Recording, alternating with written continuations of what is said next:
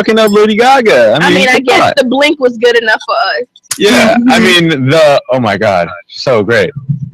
So it's like, why?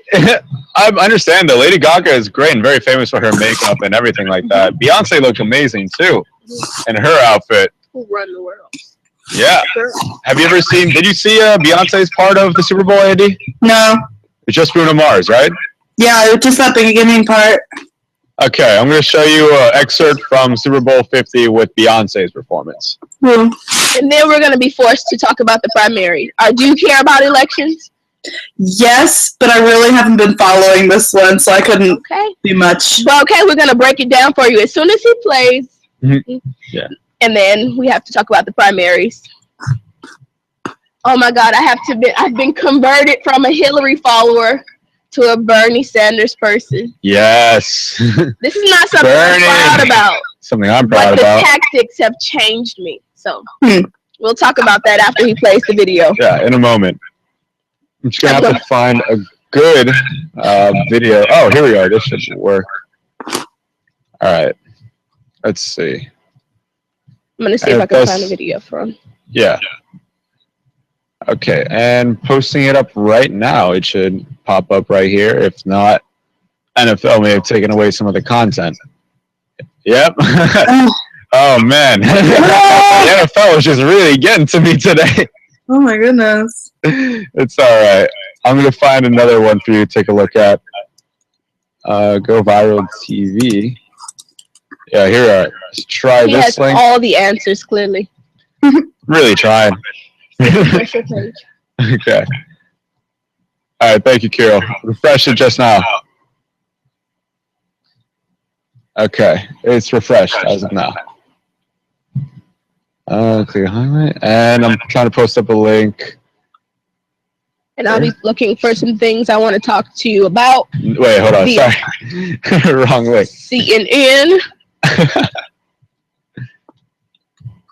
In the meantime, Andy, tell me, are you a Bernie Sanders fan or a Hillary fan? They have it out for you. I think they say no Super Bowl media for you. Trust me, just watch it live tonight. For all you guys watching our different platforms, Periscope, Meerkat, Blavin, those tuning to DINtv.com. Check out Beyonce's performance from Super Bowl 50 at the halftime show. It was pretty good. Yes, it was. Yeah. But, Andy, so are you a Bernie Sanders fan or are you a Hillary Clinton fan? Or I would say I'm more of a Bernie Sanders, but I really don't know.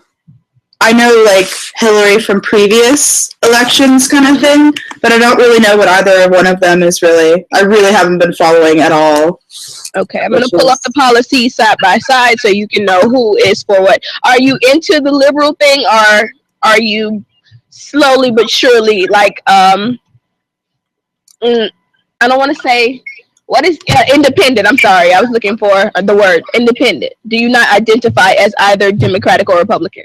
I would say I'm more Republican, but just to tell you, I have a lot of open views of everything. Like, yeah, it really, like, I'm very, like, conservative in some aspects, but other stuff, I'm like, in what sense? Whatever it is. Healthcare, gun control. How are you feeling in those respects? Gun control, I'm definitely for everybody owning guns. Like, okay. Yeah, so she's very so Republican in that sense. To be fair, you are from Texas. Yeah. I was a Texan. Okay. You are from Texas. Guns are a big thing in Texas. Okay. Yeah. It's a pretty big thing. Have you ever fired a gun? I have fired a gun so many times. And for the fun of it, or for, like, hunting? Or just for America? For America? What does that even mean? Just for America. No, shot for America. I do, like, my practicing, and then I'll do like pistol shooting in my backyard. But I do deer hunting, and I want to do hog hunting. I've been dove hunting, tried turkey hunting, but didn't see anything when I went. All kinds of stuff. That's interesting. I don't think I could ever bring myself to actually go hunting for an animal, to be quite honest. Why is that? I just don't think I would be able to live with it. I grew up in a household where my mother is a vegan, animal lover. So anything that has to do with fur association, she utterly despises. And I kind of grew up around that. As a vegan? No, I do not. I am a meat eater. Not in the weird way, but like, yeah, I like. What is the weird way? New Hampshire primaries, guys. Yeah. Okay, so. But yeah, we have the New Hampshire primaries decision day over here with Bernie Sanders, Hillary, and this good-looking young man right here. Yes, we will have all the answers to who is won, I guess, the primaries by 8 o'clock. But the polls are saying that Bernie is going to have a good day and Trump is going to have a good day. And you know that both of them lost in the Iowa caucus. Both of them weren't at the top. But Bernie did better than the polls expected. And Trump, well, he didn't participate in the debate right before that. And so he was like, that's the reason that I did not do well in the Iowa caucuses. That's his fault completely, though. If you miss a GOP debate in Iowa because of a news anchor, because you didn't want to answer questions. He's just, oh God, just makes me so mad. And then he's like, you know what, guys? I was out here saving the world. I had like a fundraiser happening, so I was actually out here doing something while these people were gathering to talk about nonsense. Like, yeah, sir. This is something that you are you putting your whole heart and soul into this. You are running to be the president of the United States. And you're going to take a day off to fundraise and then try to cast shade on the people who actually go and say why they should be president. Sir, have several seats, sir. Yeah, oh, that's of course. Ridiculous. Hey, Claire, can you hear us okay? Hi, Claire. Hey. Are you allowed to speak today? Oh, looks like she's eating now. She's not allowed to speak. It's okay, Claire. Well, right now we're talking about the primaries in New Hampshire, debate between Bernie Sanders, Hillary Clinton, and Donald Trump. And if you can give your input in on what do you think about Donald Trump, we think he's a pretty gross dude. Don't really like him. It's kind of nasty. I mean, he's a nasty attitude too. I see you nodding your head. You know what I'm talking about. Of course you know what I'm talking about. So... yeah, at least obviously you see where my position stands on Donald Trump. But on the issues I have pulled up for Hillary, Bernie, and Trump. Hillary and Bernie are liberal on immigration. They want comprehensive immigration reform. As far as guns, you know how they feel about that. They are not in the vein of the Republicans. Yeah. They're like, they want to reduce gun violence, so that, of course, would be gun reform, which is not exactly what Trump wants. For civil liberties, they voted against the Patriot Act. As far as foreign policy, they want to go about international conflicts in a peaceful manner. That doesn't tell us what they'll exactly be doing, but that's what at least Bernie is saying in regard to foreign policy. And with Hillary, she's saying she has as Secretary of State, so she has experience in this field, so she knows all the right ways to go about handling foreign policy. That's basically all she said on that. And a little help from her own man, Bill Clinton, right there. What you better do. That was another reason I was supporting her. I'm like, well, she was Secretary of State and she has experience, and she was in office when Bill was in office, so why wouldn't she be a shoo-in? And then all of this whole I'm being looked down on because I'm a woman, and this is just a whole sexist campaign against me. I'm starting to feel some kind of way, because I'm like, okay, I need you really at any time. If ever I needed you to focus on the issues, it would be now. Yeah. And now you want to have this whole campaign about how everybody is against you because you're a woman. Please, please just focus, because Carly Fiorina is not talking all this mess. Well, I mean, that's because Carly Fiorina had the whole Planned Parenthood scandal. Carly Fiorina, is she in the political debate right now? Oh, we have a new person joining us on Meerkat right now, Gina. Hi, Gina. So, hi, Gina. You should log on to DINtv.com with us, join our conversation. Yeah, we said hello to her. And Andy, so I thought you might want to know, based off of the New Hampshire primaries happening in about an hour, we'll find out. So currently the standings are in favor of Bernie Sanders in terms of the Democratic side. And he leads by 61%. And then Clinton only has 32%. So in regards to the delegates, there are 6 delegates on the side of Clinton, but no delegates on the side of Sanders, but still Sanders has more votes overall. Overall. Yeah. Do you know anything about Bernie Sanders? No, not really. Not really? Well, let's see. I can pull up some of his highlights from the last debate in which he was basically handing Hillary her butt on a platter. And it made me a little sad because at that point I was still for Hillary. So I'm going to pull up some of the highlights. Yeah, definitely. And for everybody on our different platforms, I see we have Meerkat open. We have some people there, 15 people. And on Periscope, we have a couple people. And those on Blab as well. Switch over to DINtv.com and log in as a user so we can talk to you guys one-on-one. Please do. I'm going to see if I can find the shortest clip because nobody wants to sit here and watch it for 10 minutes. Yeah. Let's see. Hello? Is that you talking to us, Claire? I feel like she was trying. Hello, Claire? You talking to us just now, or? With our emotions. That's what it is. You're playing with us right now. What are you doing, Claire? Okay, so I'm going to share this video. I'm going to kick him out. I believe she's talking about chicken with her family. She decides when she like to speak to us. Yeah. There is this attack that he is putting forth, which really comes down to, anybody who ever took donations or speaking fees from any interest group has to be bought. And I just absolutely reject that, Senator. And I really don't think these kinds of attacks by insinuation are worthy of you. And enough is enough. If you've got something to say, say it directly. But you will not find that I ever changed a view or a vote because of any donation that I ever received. And I have stood up and I have represented my constituents to the best of my ability, and I'm very proud of that. So I think it's time to end the very artful smear that you and your campaign have been carrying out in recent weeks. Talk about the issues. Look at his face. Wait, take a look, Eddie. Look at Bernie Sanders. Look at Hillary. She's like, all right, I know what I'm doing. Bernie's like, you know what? I'm ahead of you. It doesn't matter. Issues. All right, it doesn't matter at that point. Andy, I don't think we can hear you on your audio. I think you're cut out. Oh, okay, never mind. Okay, we can hear you perfectly fine now, Andy. What do you think about this face, Andy? Billions of dollars. Do you think that's a new face for America? He's very done with everything. Yeah, that had some influence.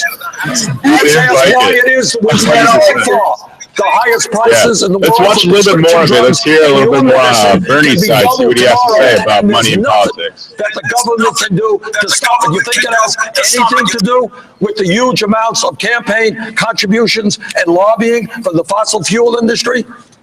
Let's talk about climate change.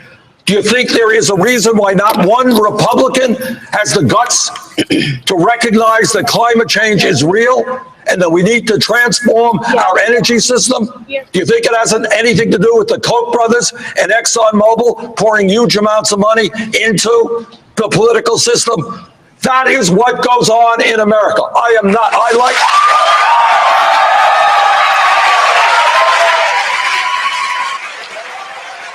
There is a reason. There is a reason why these people are putting huge amounts of money into our political system. And in my view, it is undermining American democracy, and it is allowing Congress to represent wealthy campaign contributors and not the working families of this country. Hey, YouTube fans, I'm Luke Russert. Thanks for checking out our MSNBC channel. Subscribe by clicking right here and click any of the videos over here to watch the latest breaking news, mini documentaries, conversations from Shift, and other digital exclusives. Check it out. He's preaching. That's what he's doing. He is preaching. He is, and he's basically saying like, hey. He's so dreamy. He's bae. It's like, You know what? You went too far. He's like, I'm not taking money from big America, big money. I'm not taking from all these places that will capitalize and tell me what I can and cannot say during these debates. And Hillary is. And I'm like, Hillary, say it isn't so. And then it turned out to be so. And it hurt my feelings. Yeah. Oh, man. But he was really touching upon some really important things. Yeah. Andy, what do you know about the global climate change right now? I know there's a lot of debate about whether global warming is actually happening or not. Oh, that's a thing. Yeah. It's got to be a thing. Although Miami right now would tell you differently. Miami right now is freezing. It's cold. It tells me exactly what global warming is. It should not be this cold down in Miami.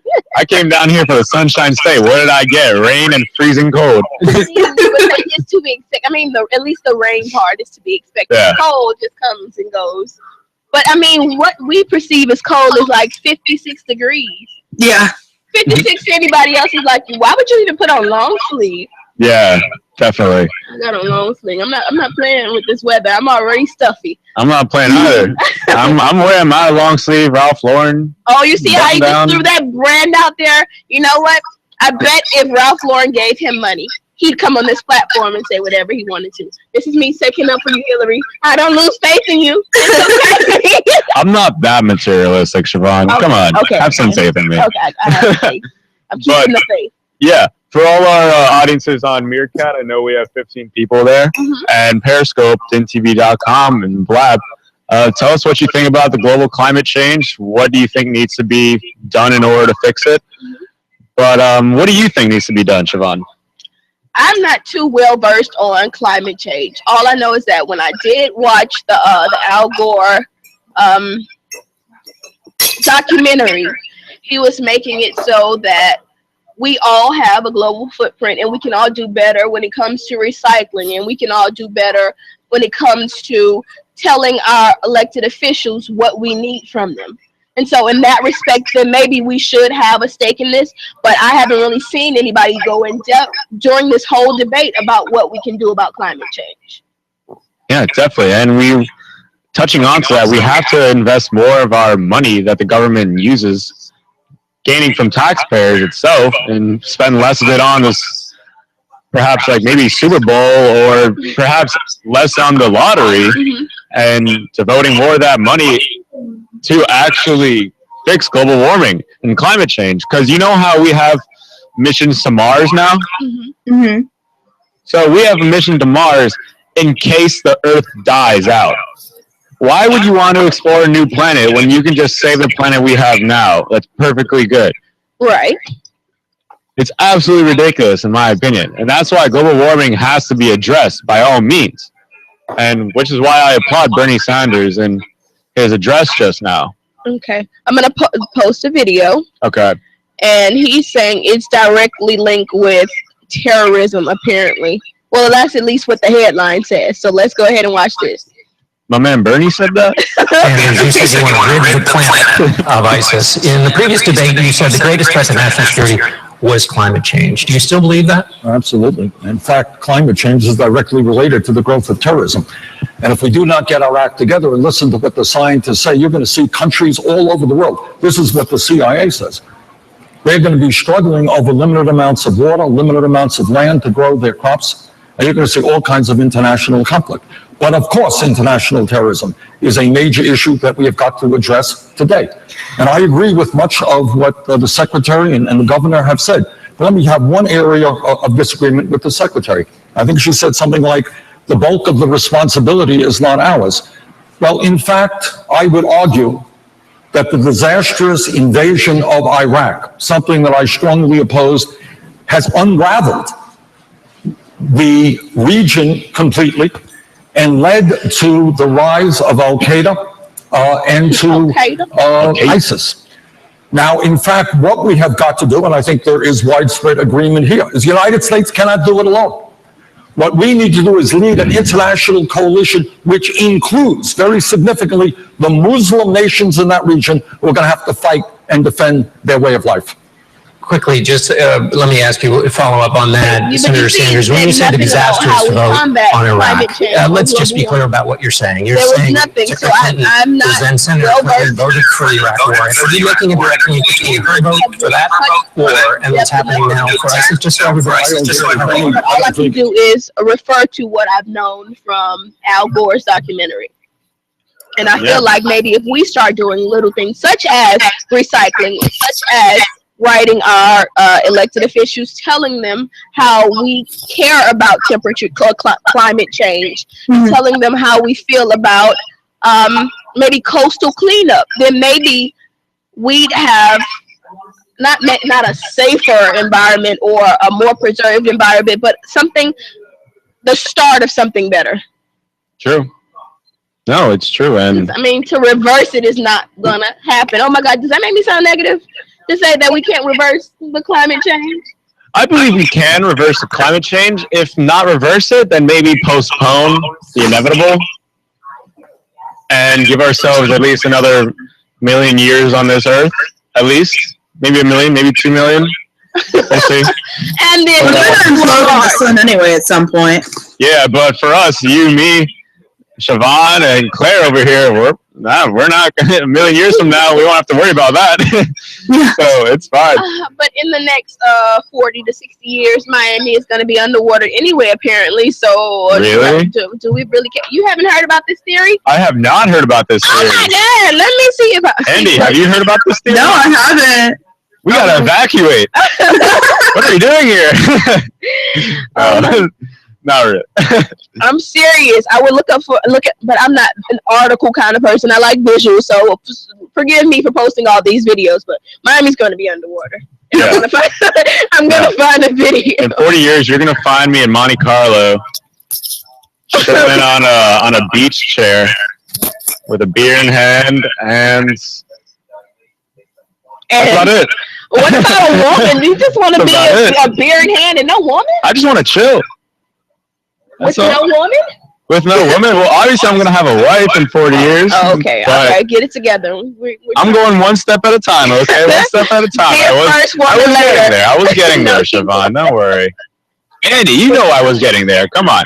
Like, Claire, you know I was getting Andy, there. you have no faith. Right? Come Claire, on. Claire, whose side are you Claire's on? my girl. Claire's my girl. She's got my back. Claire has She's got my back at all times. She's awesome. Claire, if you have his back, you have to say something. Oh, please. All she needs to do is smirk. That's all I need. That's all I need. Claire does not have your back. That's all I need. Claire, if you have Siobhan's back, smirk again. You know what, Claire? I'm unfollowing you on every social media. No, don't give me that hard. I want the hard back. You know what? Just disrespectful. We're supposed to go way back. Claire just hurt my heart. But anyways, let's take a look at Miami being underwater. Forget about the ball dropping and confetti crowds in Times Square. Miami has an all-night dance party, La Gran Naranja drop, and of course, People on Periscope and Pitbull Meerkat loves and Miami. Blab, we are And so should talking you. about But now's the time to warming and enjoy it, climate because the change city probably and won't exist how for the next Miami will 100 soon be years. underwater. Log into DINtv.com and join in on the Miami is one of the first escape U.S. while you cities can. already experiencing the effects of climate change. And it's Or only you going know, to get 40 worse. years goes by. 60% of underwater. Miami-Dade County is less than 2 meters above sea level, and unabated climate change until 2100 could result in a 4.3 to 9.9 meter sea level rise. As if that were enough, And Miami's at FIU, geology they're renders it doing uniquely sea level vulnerable. rise The city and its beaches are built on porous limestone, this is which also soaks up going seawater. to The seawater air forces sewage upstream up of from the its water. pipes where it can pollute fresh water. Okay. South Florida is mostly at sea level. About 2.4 million people live less than 1.2 meters above the sea. That's like if all the residents of Wyoming, Vermont, and New Hampshire were at risk. Miami isn't the only city facing an Atlantis-like future. Here in the US, New Orleans is also under serious threat. And half of Mumbai, India, home to more than 20 million people, Hey, Claire, you there still? the Earth's temperature raises 4 degrees Celsius above pre-industrial levels. In Egypt, just a 1 meter increase in sea level could Hey, force Claire, why are 10% you of the talking? Why are you country's telling us on mostly the in the Nile DINtv River right Delta now if you have underwater. anything to say? Bangladesh will be 70% underwater by Claire, 2050. is it because Come you're on, supposed to Claire, be don't be doing homework again tonight? 2014 was the hottest I'm year gonna of send you an emoji right now, Claire. This And one's the just last for you. hottest years, Personally with from the me. exception of 1988, There you go. have occurred since There you go. 2000. Come on, Claire. And 2015 is on track to exceed Claire, this in our conversation, Claire. Tell us what you think about living underwater in 40 years. Causing 2,200 deaths. Claire's in Up north, Bermuda. Greenland's ice sheets Claire, do you experience know anything about historically sea low level ice rise cover. in Bermuda? Unfortunately, current projections say 26. You don't know anything about Bermuda, Claire? Claire's not gonna give us anything. We're gonna fight to get things out of her. Oh, we're gonna have to work for this. Andy, do you think we can get a reaction out of Claire? I hope we can. Now I'm curious. Well, it's excellent then. Now we have Andy's back at least. Is anything happening for us on DIN Live? No, it's on break. No! I want to see what's happening live on CNN, where they're having the primary and they're keeping us up to date with who they think is in the lead. And yeah. And the last time I checked, it was Trump and then it was Bernie. But like, I don't know what's happening anymore because we're on break. Is that right? But I thought Bernie was ahead of Hillary and ahead of Trump. Oh wait, no, never mind. Trump was part of the Republicans. Exactly. Never mind. I keep forgetting that. My apologies, everybody. So, yeah, we're looking at Trump and we're looking at Bernie. I'm sorry, Bernie. Oh, we have a message from Claire. She says, "Hi, Kirill." Oh, she can write. She can write there we real, go. but she can't write us. Yeah, you don't say hi to us? Come on, Claire. You know Come what? on. I see how it is. This is just I see blatant how it is. disrespect. My whole heart is hurting. All right, we're gonna post a video of Donald Trump on the New Hampshire primary right now. So Donald Trump on the record. Oh, wait, we have another message actually from Claire. Finally! Wow. No offense to Andres. No offense. We just go way back. We just go way back. Correct. Oh, did you just break the heart? Just rude. Flick that away. Flick that away. Hi, Claire. All right.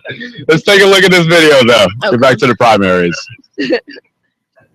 Not one, but two major breaking news announcements. Presidential candidate Senator Rick Santorum is standing by. He will be Carl breaking Guara. news right here. Gara. Only. Oh, hi, Carl. Hi, how are you? But first, Hey, we're taking a look at the New Hampshire primaries right now. Donald Trump. We're already swinging hard at each other, but I know who that is. Hey, Siobhan, how are you? I am well. How are you? Good. Donald Trump is here to go on the record in just seconds. But first, check this out. We are currently watching a video. What is the video? It is Donald Trump on the New Hampshire primaries. Yeah. It's Donald Trump on the record. Doing what he did to Ben Carson, that was a disgrace. And they're saying this New Hampshire primary is going to be the last opportunity to influence South Carolina and Nevada, which is also why it's really important. I wake up every day and laugh at the latest thing Donald has tweeted. What kind of people are we dealing with these politicians? Because he's losing it. It's honestly, really dishonest. It's And I think I honestly know why. really dishonest. You know What why? kind of sentence was that? Because he was born in Canada. Oh, Lord. Just a short time ago, Save Donald our Trump went on the record from Trump Tower. Donald Trump has something against Canadians. Carl, what do you think about Donald Trump and his position on the New Hampshire primary? It's amazing, particularly because he's saying, well, he's way ahead in the polls. He's like 31% right now. And then Marco Rubio's coming in second so far. And then Ted Cruz is third. But what's interesting, the polls are going to close at 8 p.m. Eastern. Right. And I was just watching how there's still like long lines. All these people in New Hampshire are showing up now in their cars, and there's long lines at the polls. They're going to let everyone who's waiting come on in. Everyone who's waiting at the polls, whether in your car or outside the polling location, is going to go ahead and be able to vote. So I think it's going to be very tight. All these people are coming out. But So what you're telling us is that we're going to have to wait longer than 8 o'clock to know. yeah, because the polls officially close at 8 o'clock. But if you're online, you can still get in and vote. Yeah. Gang those politicians. And the line might be an hour and a half, 2 hours long, but the precinct captains are saying as long as you're online, even if you're in your car and you haven't parked yet, you're still online. They're going to wait for you to park your car and come in also in certain precincts in New Hampshire. Okay, yeah. Yeah, we just said that right now Trump is leading with the Republicans, and following him are Rubio and I'm sorry, I lost the other person's name. Cruz, Ted Cruz. I'm sorry, Cruz. Yeah. And then Kasich, and then farther down is Bush. Yes. Now these are all polls. These aren't exit polls. Oh my God, but Jeb stands no chance. Jeb Bush? Yeah. Jeb stands That's no for chance. sure. Jeb, read my lips, no more Bushes. It's kind of a parody of what his father said. No new taxes. No new bushes. No new bushes, definitely. And we're going to take a look at the results from the primaries if there's anything going on. Yeah. But right now, in terms of the Democratic side, it seems as though Hillary Clinton is losing by 32%, whereas Bernie Sanders is up 61%. That's what was expected. But these aren't exit polls. These are polls that have been conducted throughout the week. Right. I think there is some exit polling happening now, but we're not going to know any official results till later on tonight. Right. And I was looking at two different polls, and one was saying that Rubio is going to be second, and one was saying Cruz was going to be second. So I wasn't exactly sure what order they fell in. I just knew that Trump was leading. Correct. And what's happening now with the polls, you saw what happened in Iowa last week. The polls were way off. Exactly. So you can't really go by the polls, because particularly in New Hampshire, there are a lot of undecideds. A lot of people in New Hampshire, from what I've read, don't make up their mind until today, until just before they vote. There's lots and lots of undecided voters in New Hampshire. But Bernie still did better than expected, even though he lost. He still did better than expected in Iowa. Yes, in Iowa. But he's expected to win now because he's the neighbor. He's from Vermont. Yeah. And also, the last poll I saw, he was up 80% of people under 35 were planning on voting for Bernie Sanders. Okay. And I think he had a nice bump also when he was on Saturday Night Live last week. Did you see Saturday Night Live? I did not. I didn't even know he was on Saturday Night Live. Let me see if I can find a Yes, clip. him and Larry David. Larry David was the host, and Larry David is Bernie Sanders' doppelganger. Someone who looks like Bernie Sanders. Sorry, how did you say that? Doppelganger. Doppelganger? Doppelganger. D-O-P-P-L-E. D-O-P-P-L-E. We know the term. We're just saying how you said it. Yeah, we're trying to hear Doppelganger. Can you say it too? Am I pronouncing it wrong? Because I know there's an umlaut on top of the A. So I don't speak German. We all say doppelganger. Yeah, we say doppelganger. Maybe we speak American. Oh my God. No, I think it's because of the umlaut. The two marks at the top of the A is pronounced gonger. I could be wrong. Honestly, that's actually a really good point. You never really notice the kind of accent above it. Right. And you're the only other person other than my friend Michael that knows that the dots are called an umlaut. An umlaut, yes. You're not the man. And that's not the extent of my German, so I'm not an expert. You took German, so you knew this too, Andy, and you didn't tell us? That you I've never seen it written with the umlauts, but I knew about umlauts. What are the umlauts? It's two dots. It's a band from Munich, the umlauts. Ladies and gentlemen, please welcome the umlauts. That sounds like such a funny name. I can't get over that. But it's a German punctuation mark. Umlauts. Yeah. Yeah, it's two dots above. It's like a vowel. It gives it a pronunciation, I think. Can you look that up? I don't know. Vowels, yeah. We have DINtv is back, and we can see some of what's happening, some of the discussion that's taking place. If you want to... The audio went out on it, Kirill. Oh. Is this live on CNN now? Yeah, this is live. Okay. It is unmuted. Yeah, it's unmuted. Oh, Ben Carson. He woke up. Ben Carson woke up. Ben Carson. He's out of his coma. Oh, boy. Did you guys see the false start in the last one? That was hilarious. Oh, my God. I died. I'm like... Just go in the bag bin. And then some people were saying with Trump, because Trump was held up there also, some people were saying that Trump was being a gentleman. He was letting Ben Carson go first, but Trump screwed up also. He didn't hear his name being called. Exactly. Oh, my God. It was hilarious. And the supporters were covering for it, saying, oh, no, he's just being a nice guy. See what a nice guy is? He's letting Carson go out first. Well, to be fair, Donald Trump isn't the most nice of guys, period. Supposedly, for people that know him on a personal level, supposedly he's a very nice man. Supposedly. No sound. Yeah. But, I mean, I don't know. He talks so much trash and he says terrible things about other candidates, and that's his campaign for the most part. Did you see what he said last night? He repeated one of his supporters. He was giving a speech in New Hampshire at a rally. Okay. About 5,000 people. And one of his supporters in the front row, a female, when he was talking about Ted Cruz, yelled out, or a supporter yelled out, she used a vulgar term starting with a P. Okay. And then Trump repeated it. This is on the news. This is on the news. It was on CNN, actually. Yes. It was on CNN. I remember Trump said he was just repeating what one of his supporters said. Yeah, so guys, take a look. Trump repeats vulgar word audience member uses to describe Cruz. Why do you think he takes this method of trying to get voters in? Because publicity, free publicity. Exactly. We're talking about it now, aren't we? Exactly. Yeah, but are we really? But is politics really come to the point where it's literally just a fight of curse words? In a way, only now. How can we stay relevant? We have less civil discourse this election cycle because of Trump. He's not a traditional politician, and he's also a New Yorker. He's very brass. He's very brusque. And that's appreciated if you're using it in the right way. And Trump is just, oh God. Pardon? Have you seen the where did Carlos go? I mean, Star You. Hi, I'm down here. Oh, okay. Have you seen the signs that says, I don't know, just anyone but Trump? I want one of those in my yard, but I can't. Anyone but Trump. Anyone but Trump. It could be El Chapo, please. El Chapo from his cell. We have Reporting live Penn will know where the president is. Why, Sean Penn? Sean Penn. That's excellent. You heard about, how El Chapo got caught, correct? Right. And then he was meeting with Sean Penn before. And this other a Mexican actress, I forgot her name, but that's how they set up the meeting. And then Sean Penn, he posted those pictures of him with El Chapo a couple of months back. So Sean Penn will know where the president is if El Chapo would become president.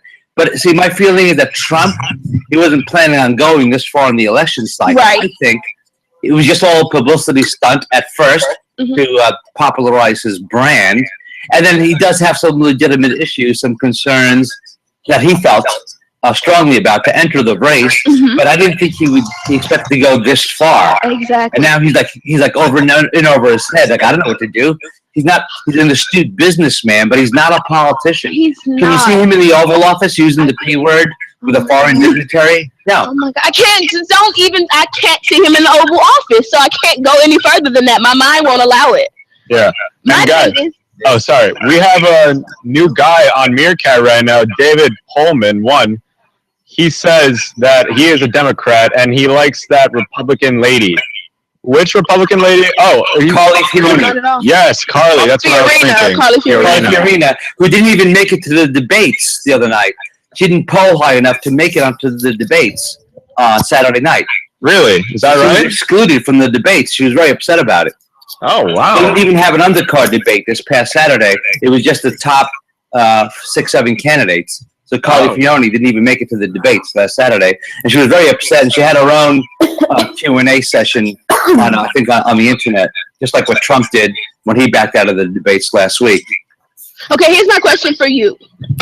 Why has it come down to sexism and everybody's against me with Hillary Clinton, and the same thing isn't happening with Carly Fiorina?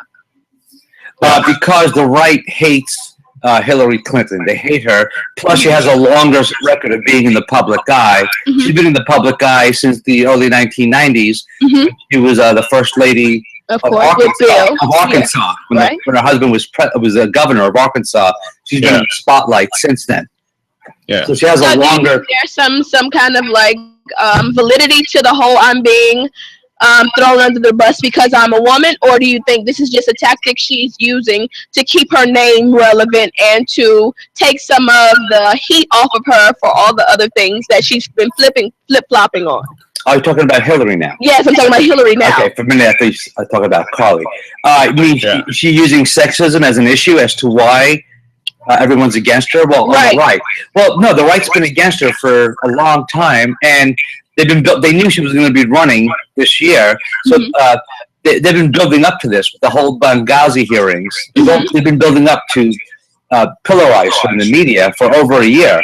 Yeah, with the whole Benghazi hearings, that was purposely engineered to stretch it out into this political season.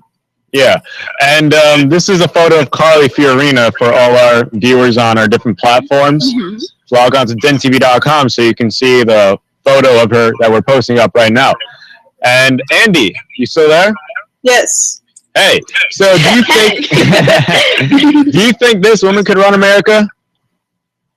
I mean, she looks nice. She looks like she could get business done. You think so? Well, when she was president of Hewlett Packard, thousands of people lost their jobs. They were fired.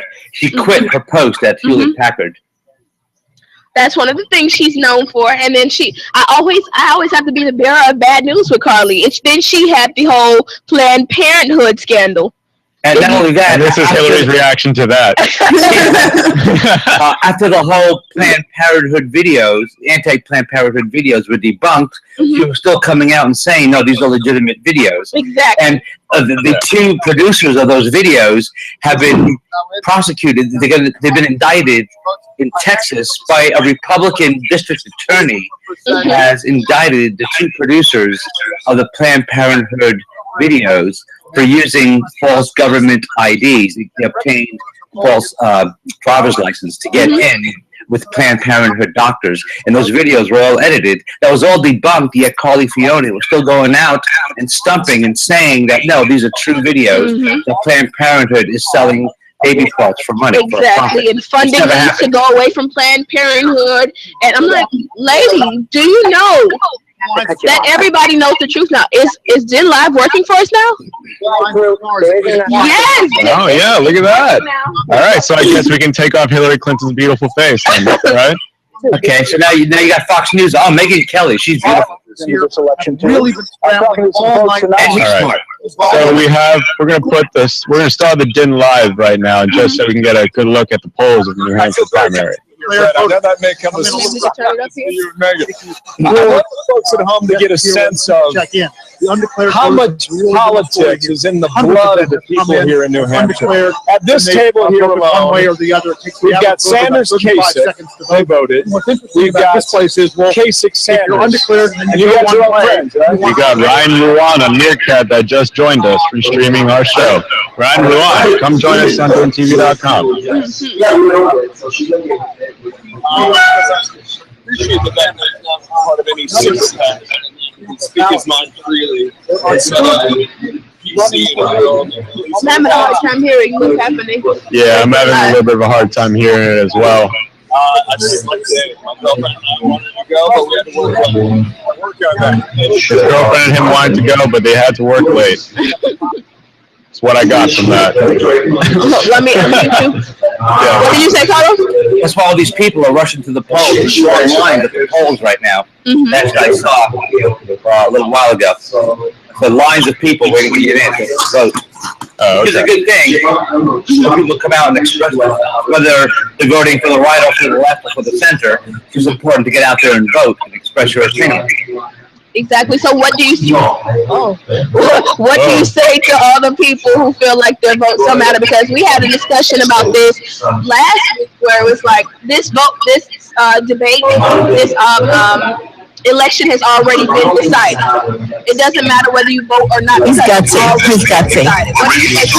So when are you going to make a decision? On my way home. I'm going on my way home. So another half hour. But I do like Rubio. I do. All right, so we're going to play. So you're undecided between Donald Trump and Marco Rubio. Analysis, all right? I got to say, those are very different people. I know, and that's why it's hard. But I went to hear Rubio, and he's very such a breath of fresh air. He's not so callous as everybody else that's running seems so negative and callous, and he's so positive. I like that. All right, excellent. We're going to come around. One up. Thank you very much. And are you okay with the water? All right. Let's come over here. All right. So, where are you from? Yes. Okay. We'll finish up right here. So, where are you from? From Nashville. Excellent. And have you made up your mind yet? I'm still struggling. For me, I want to see a whole new political system where money doesn't drive it. And I love the fact that you've got candidates on both sides. Certainly Bernie Sanders has been talking this up real strong. Hillary Clinton has come out with a really solid plan on this, and I want to make sure that whoever gets elected can actually follow through on getting the big money out of politics. And although she does participate in the system, as virtually all of them do, I want to be sure that the next Supreme Court justices are going to overturn Citizens United, and that we have someone in there who can really take this fight forward. So it's a tough call. Donald Trump, too, has been talking about banning super PACs. yesterday, I think Governor Bush even said he wants to overturn Citizens United. So I think everybody agrees on this. I just want to be sure that the next president can follow through on it. So how are you going to make up your mind now? Because you've probably heard all you're going to hear from these guys. It's voting day. How are you going to make up that mind? You know, my wife and I are going back and forth, and she might be the one who persuades me in the end, but it's going to be tough. I'll be driving to the polls. I'll be there in the booth, and I will check one of those boxes. I'm just not sure which one yet. All right, thanks a lot. What an incredibly wise man. Listen to your wife. Listen to your wife. She's ultimately going to make the decision for you. Very smart. Only everything was that easy. But listen, what strikes me about that, and that was ABC's John Crawford in a conversation just this morning with voters, people are saying they will make up their minds as they drive to the polls that night. His wife is going to make the big decision for him. I got to tell you, I've seen many comedians, political comedians, joke about people like that. And usually they're sort of like the one-offs, like who are you still trying to decide, so clear. This is an entire state that is basically deciding 40% of the electorate. Yeah. Undecided. Yeah, which gives a lot of hope to a lot of people who may have been out of the polls, still thinking, well, I'm at 5%, but hey, 40 hasn't made up their mind yet, so I still have to. I think when it comes to voting, guys, it's New Hampshire primary day. Anything could happen. Stick with us. We're going to bring you everything, results, analysis as it happens live. For more of that, we're going to go now to Deputy Political Director, Shauna Wall. I did right now. Make it happen. Shush, live in Manchester. Hi guys. Hey, listen, we have been hearing all these stories about record turnout, traffic lines out the door at polling places. It's now 7:50 here on the East Coast. What kind of effect do you think this could have on the results? I would say. Even before today, the Secretary of State's office projected that there would be record turnout. But we are seeing really long lines. In a town called Merrimack, New Hampshire, there are cars 2 miles in line waiting to get in. And in that town, the polls were already closed at 7. So a town official has told us that they're going to keep the polls open probably for around another 45 minutes. And that if you're in your car past off the highway, you're going to be able to vote. Now, you've heard about if you're in line, you can vote. Well, these people, if you're in your car, you're going to be able to vote.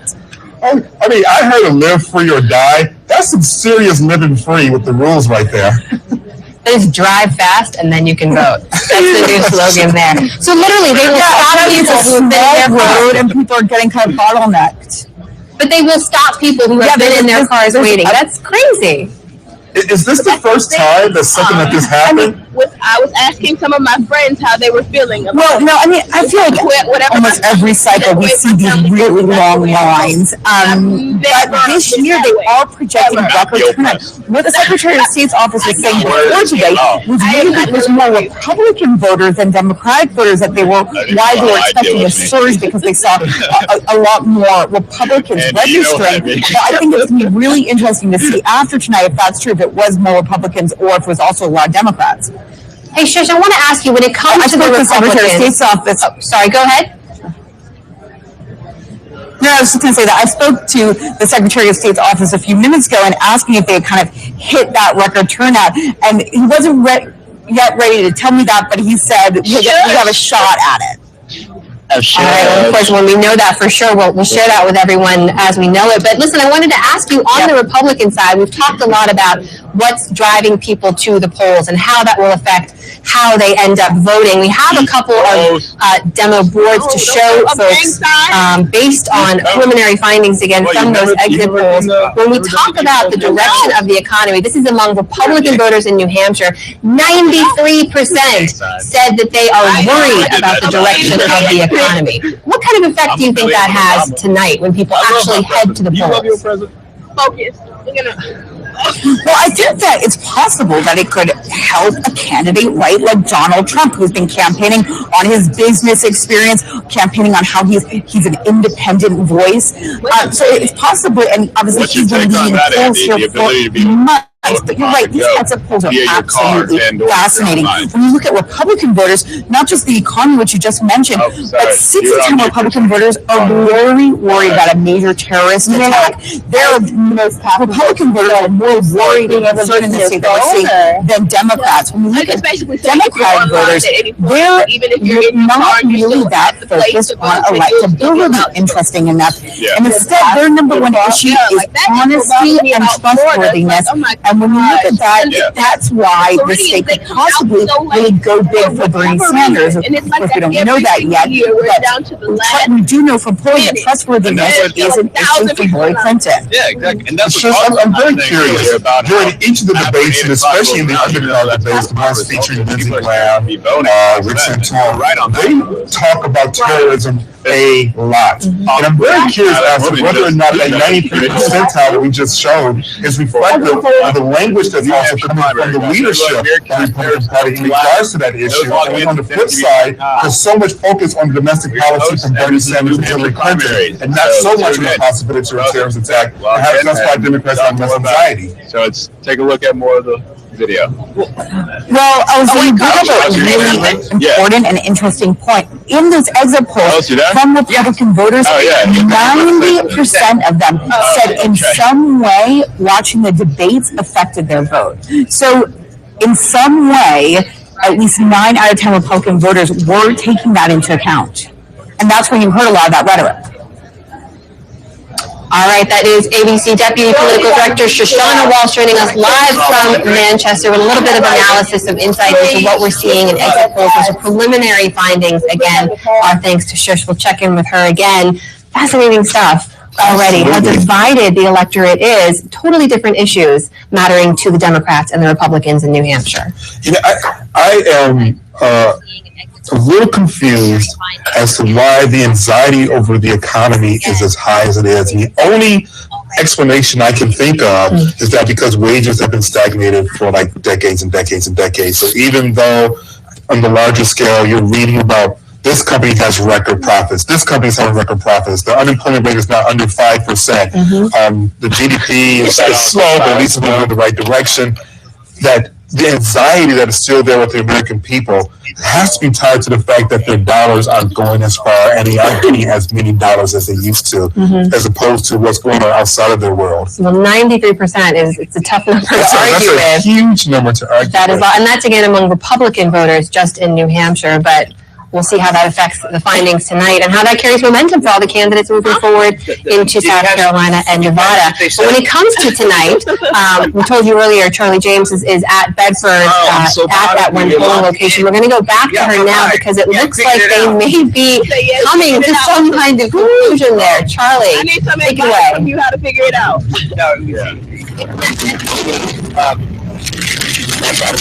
Kevin says hi. Claire says hi. Claire says hi.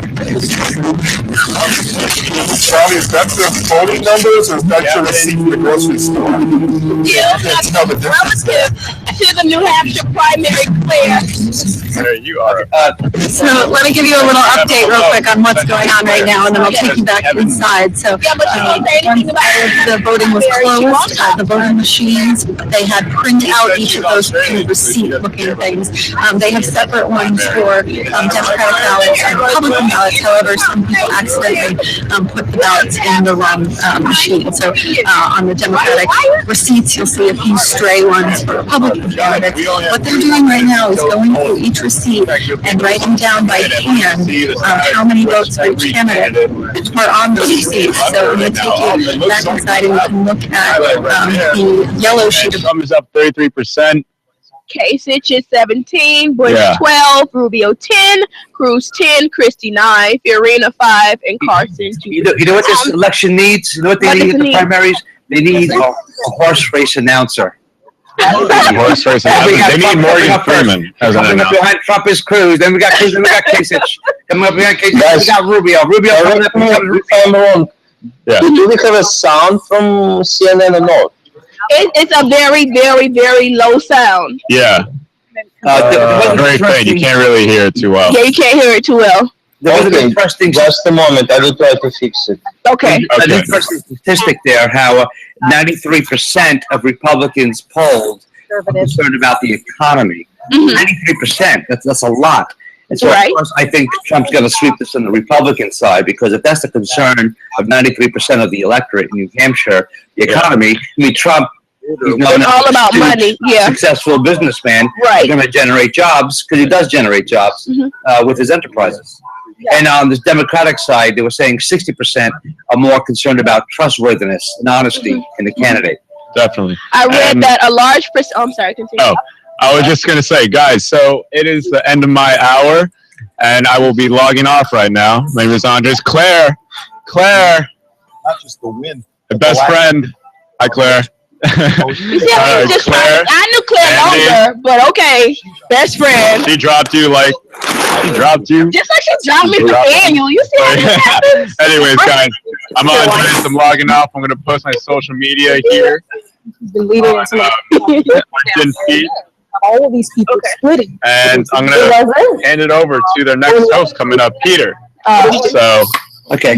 Hey, I'm gonna log off. Hey, Andre, Siobhan, I'm gonna log off myself, but I'll pop back on later on as the results come in. Okay, sounds good, Carlos. I'll talk to you later. Bye. All right. Bye, Kirill. See you later, guys. See you later. Snapchat, my Instagram is on here right now. In Iowa, it seemed like he had a head of steam. Thank you, Claire. I'm glad you dropped Daniel ages ago. New wave. Anyway, Instagram. Being on the and Snapchat. You think everybody wants? Exactly. So anyways, guys, have a good night. Over that, I love being your host.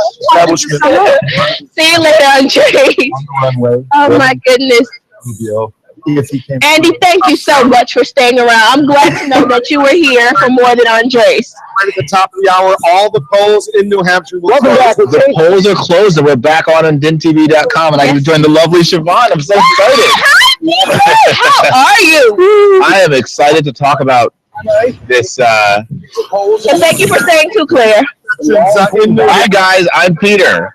Let's talk about some results in the New Hampshire caucuses, because it's going to get good. Now's the good part, because we're definitely going to lose some folks after tonight, which is very exciting. And I heard you and Andres talking. It sounds like Dr. Ben Carson may be excising his way out of the party. He was at 2%. Now he's good and gone. How tragic.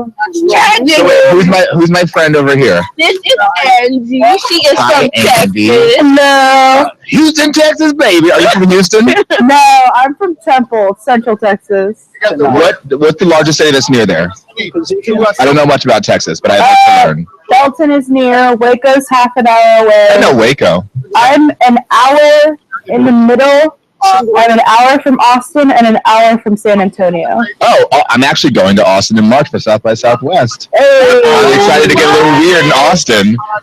I've always wanted to go there. And how old are you? I'm 19. 19, so I'm sure they've already asked you, but I'm nosy and really political. You don't have to tell me, like, your party or how. He's about to get all of your business. Who would get your vote? Honestly, I haven't been following too well, so that's kind of what we've been talking about here the last hour or so. Is kind of like my catch up on the election. That's what that's called. The worst, I've just been telling her all the scandals because I'm the worst. The scandals are important to know. Are you in college, going to college and looking for free tuition? Are you going to start your own business one day? Are you like a feminist? I would love free tuition, but I'm sure I actually pulled up our debt clock, and I do not want anything added to that, even if it will put me through school. Okay. Yes. This is how we know she's part liberal, part conservative. Exactly, and that's the best way to be. I think to be right in the middle. This is why after she was independent. Yeah. I'm the rest is too damn high. That's my party. Isn't that it? Isn't that it? That's a legit thing in New York. I know. That guy was very funny. Well, with the projection so far on CNN is that Sanders and Trump will win. I'm sure they told you Bernie Sanders is a senator from Vermont. For him to win the New Hampshire primary is like, no offense to Senator Sanders, because he's come very far, but it's kind of like a no-brainer. Right. He's been in New England politics forever, Vermont politics forever. He was the mayor of Burlington, which is a town in Vermont, and then he was a representative from Vermont, and then the senator from Vermont. So for him to have lost this in his own backyard would have been majorly embarrassing. So shameful. Do any of my blabbers have any strong feelings about Bernie Sanders' projected win? Because this is a huge step for him. Let's remember, you guys, a month and a half ago when Martin O'Malley was throwing it, when Hillary Clinton, when it was all but hers, Bernie Sanders was a joke. Everyone thought he looked like Larry David from Curb Your Enthusiasm. I was. But I've given up on Hillary. I mean, she may slow and steady wins the race, and that lady's been running for president for the past 3 terms. So there's nothing slower and steadier than Hillary Clinton trying to be president for the second time in 8 years. So who knows? And but the thing about this is, and Claire, I'll get to you in a minute. But the thing about this, and our Meerkatters and Periscopers can probably talk about this. They just show the projection. I think Bernie Sanders is at 53% to Clinton's 40%. Last time at the Iowa caucuses, Hillary Clinton won by literally 0.2%. Yes. Bernie Sanders got 49.6% of the caucus votes, and Clinton got 49.8%. So this is a much wider margin, and really makes him step his game up. In fact, I'm going to find you guys the article. There's an article posted today about how Bernie Sanders is finally acting like a real political candidate, because I guess before he was such an outsider that he didn't have Secret Service, which is what most candidates have, because they're obviously high profile and have the potential to change the course of the country. But he just got Secret Service. He can't just plan events willy-nilly. It has to be like there's a tactical operation in place. So he is. Of course, he should have taken since the beginning. Isn't that it? Say it again for the people in the back. Hello, but with the Iowa caucuses, wasn't it like, oh my God, I'm the worst. The scandal with the whole app thing, where Hillary had half of her voters, or a large percentage of her voters, transfer over to O'Malley so that it would ensure her win. Have you not heard about this? I have not. Please, let's see if I can figure. You know what's so funny? I've been so closely following the Republican scandal, which we'll get to them in a minute. That I did not. Yelling Bernie. Oh, I thought that was Claire talking about watching Scandal, and I was like, well, it does come back this week. But Claire, I'm going to just give you a warning. Claire is not going to speak it off. Oh, well, hi, Claire. I like your side ponytail. But while you look up the Democratic scandal, let's talk about the Republican one and what this means for tonight. Well, so last week was the Iowa caucuses, last Monday, and Senator Ted Cruz of Texas narrowly beat businessman Donald Trump, the legend, and Senator Marco Rubio from Florida. So your senator won. Congratulations, Andrew. But the problem is, people are saying that, well, people aren't saying he did. Cruz's camp sent out a memo to Iowa caucus voters that reported half of a CNN story. And CNN had reported that Dr. Ben Carson was going home to Florida before returning to New Hampshire. And Cruz's campaign put in their memo that Dr. Ben Carson is going home to Florida, implying that he was dropping out of the race, and didn't put ... but will return to New Hampshire. And so a lot of people, Donald Trump included, believe that that is the reason why people voted more for Ted Cruz. Like, he was probably their silver medal. Ben Carson was their gold medal. Carolina, go on. Nevada, go on. Cruz was their silver. So he essentially split the vote. So Donald Trump actually claimed that Ted Cruz stole the election, and he stepped up his game a lot, because Donald Trump had been winning on a very national scale, but he changed his game plan from the Iowa caucuses to the New Hampshire caucuses. He did much smaller caucuses and did more individual events where he could get people's stories. And he's projected right now, if you're looking on DINtv.com, you'll see, and if you're on Blab, we love you on there, but we love you even more on DINtv.com. You'll see that Trump is projected to win it. It looks like with 33% of the vote. So it looks like 33% are projected to go to Donald Trump. 17% projected for John Kasich, the governor of Ohio. 12% for Jeb Bush, so Jeb Bush stepped it up a lot, and 10% for Marco Rubio. What we're not seeing, though, is Senator Ted Cruz, Governor Chris Christie, Governor, who else am I missing? Oh my gosh. Carly Fiorina, and Ben Carson. So it looks like the bottom four right now are Fiorina, Carson, Cruz, which is fascinating, and Christie. This is awesome because after New Hampshire, and again, we're not after New Hampshire, we have South Carolina. Right. And South Carolina has similar rules to be able to compete. Like New Hampshire, you have to either finish in the top 3 of a former caucus, or you have to be projected to be, or you have to be in the top 5 of a national scale. Carly Fiorina couldn't even participate in last week's Saturday night debate. Yeah. She was the only one, and Mitt Romney has something to say about it. So for her to finish so poorly here, she's very likely not going to. This might be the last night for Carly Fiorina, for Ben Carson, and for Chris Christie. So we'll see. Yeah. So we'll see. This is very, very exciting. Clinton is. CNN is reporting that Clinton is going to concede to Sanders. What do you make of all this? Listen, Andy. I know a lot about politics. I can talk forever, but I want to discuss with you. What do you mean, like? What do you make of of these projections of Trump and Sanders? From what you do know, does that sound about right? Does that excite you, President Trump or President Sanders? I would definitely go more for Sanders. But yeah, that sounds the projected stuff sounds about what I would think people would be voting right now. CNN for that. How are they going to do it?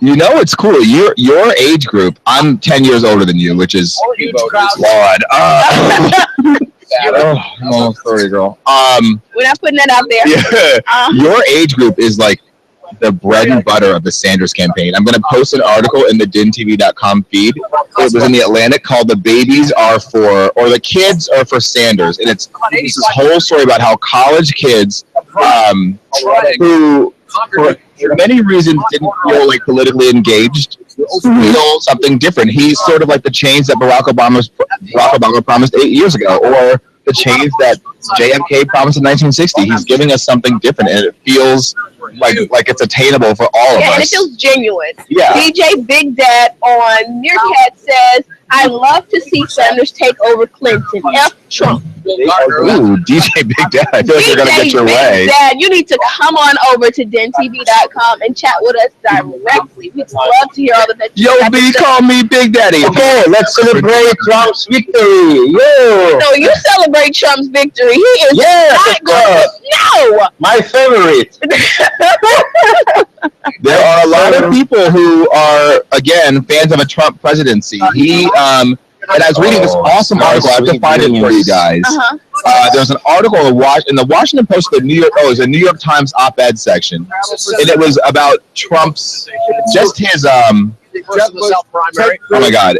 It's about what's keeping him in the race. Okay. And the whole thing is about how his brand is winning or losing. I'm posting in the feed for you guys right now. So Trump always says, "Oh, he's a loser. He's a loser. She's a loser. Her numbers are horrible. My numbers are huge. My numbers are huge." So he has built this brand on winning and losing. So for him to come in second place in Iowa had to be so crushing to his campaign, because that's not who he is. That's not in business. He's not like that. In family, he's not like that. In pop culture, he's not like that. He likes to be at the tip of everyone's tongues. So I'm sure Iowa was a huge He was the biggest crybaby in the public eye after that. He blamed it on everything but himself. Exactly. And the thing about Iowa was he didn't do all he could have. Donald Trump, because he's such a large star, and this is a little trivia for you, Andy. Use it with your friends. He didn't do small town hall events, and Iowa's like a state made up of small towns. There's not like a Miami in Iowa. There's not, Can you listen to the report? Interesting, just curious. What were you saying? Can we listen to what they report from the places? How do I turn this up? You just could try to turn it up there, but it's not going to get very much louder. Well, if not, we can also do let's see, we can do a stream of a national channel. So let's see if we can go to CNBC. I'm sure they've got some coverage of tonight's caucuses, where again, if you're just joining us on Meerkat, on Periscope, on Blab, Donald Trump is projected to win the Republican primary, and Bernie Sanders is projected to win the Democratic primary. So there is no sound from Fox? No, it just went out again. I bet there's something from Boston. Boston is, there's Megyn Kelly, Donald Trump's nemesis. Oh my goodness. We're gonna mute this for about 10 seconds because this looks like a commercial for the Revenant. DJ Big Dad, he says that Trump is fear trolling at this moment. Ooh, DJ Big Dad says Trump is fear trolling. How do we feel about that? Because I think how do you feel about that? I feel like Trump is going to do and say anything he possibly. I can hear you. I can hear it now. I can hear it. Trump is going to do and say anything that he can to make it seem as though he's winning, even when he knows that he's behind. And I don't think he's scared necessarily, because I don't think he knew that he'd be this far. Like, I think it was Carlos who was saying it. It was like Trump didn't know that he'd make it this far. Now that he's this far, he needs to get better people around him, so that they can be politically inclined and help him where he only knows business. Like this might be happening tonight. Here we go. Let's listen in on the caucus results, and we'll be back in 30 seconends.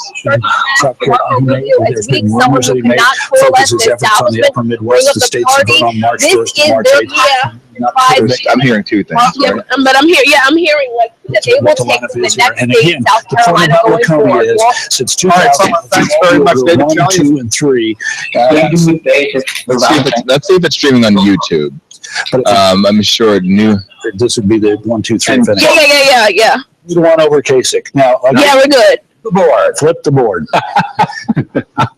And there it is. Clinton 45%, 55%, which is about what were indications. Carl Rove. Is the double digit a big deal, Joe? If you're just joining us, Clinton has received 45% of the vote so far, and Bernie Sanders has received 55%.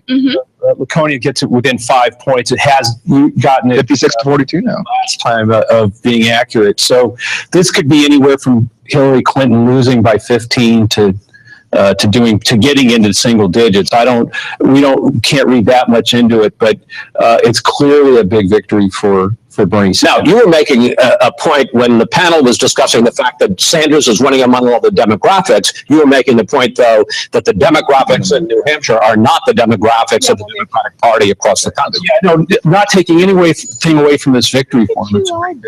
Now, the real test comes whether he can expand this energy into the other constituencies, blacks, Latinos, more conservative white Democrats that just are not. Yeah, we can hear it now. Or have not moved to him. Now, I mean, the fact that he ran her to a dead heat in Iowa, the 74-year-old independent Democratic socialist in Vermont, I mean, doesn't that just give him some momentum? Doesn't that indicate that I understand these are not typical states, but that she's got problems and he's got some momentum? Yes, I mean, that's Fox. It has to be the hope for the Sanders campaign, that the momentum out of that race in Iowa and now this victory in can get people to take a real look at him. You want me to do it for you? Particularly among Latinos. I want to let's go back to because I want to talk about this. Is awesome. What they're saying, if you can't see because you're not on DINtv.com, people on join us. Meerkat and Blab. It's on Google Chrome. It's on Mozilla Firefox. But they're saying that Cruz, Rubio, Kasich, and I think those three are battling for second place. Which, first of all, second place is the first loser. So, don't be too pumped. Okay. Just to keep it too real. Facts only.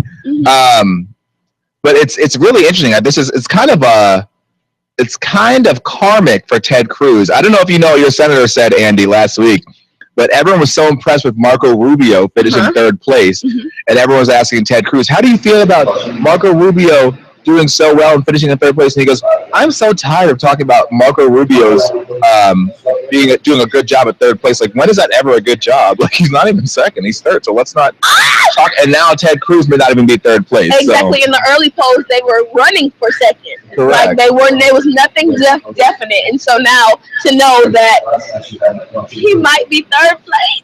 You gotta go ahead and eat your words. You gotta eat your words. Humble pie. That's what all these politicians need to learn, humble pie. And I think that's what Senator Sanders has. Yes. I mean, part of me thinks he's also dumb. He said that he's one of the only people in Congress who's not a millionaire, which is like okay. Cool, but also like he's striving for that. So. Yeah. Eddie, what do you? They were saying he wasn't personable enough. Well, he seems like a. Well, then how is he getting such all the votes from the younger folks? Socialism. His ideals are just a little different, and I think he's giving us something that we haven't seen before. Because as different as we want to say Ted Cruz and Marco Rubio and John Kasich and Chris Christie are, they're all long-term politicians who, like, at the end of the day, will probably react in the same way. Yeah, and they know the rhetoric. They know exactly what they're supposed to be saying to get us to vote the way they do. Exactly. And do you like a politician that throws a curveball in, is humble? How do you feel about that?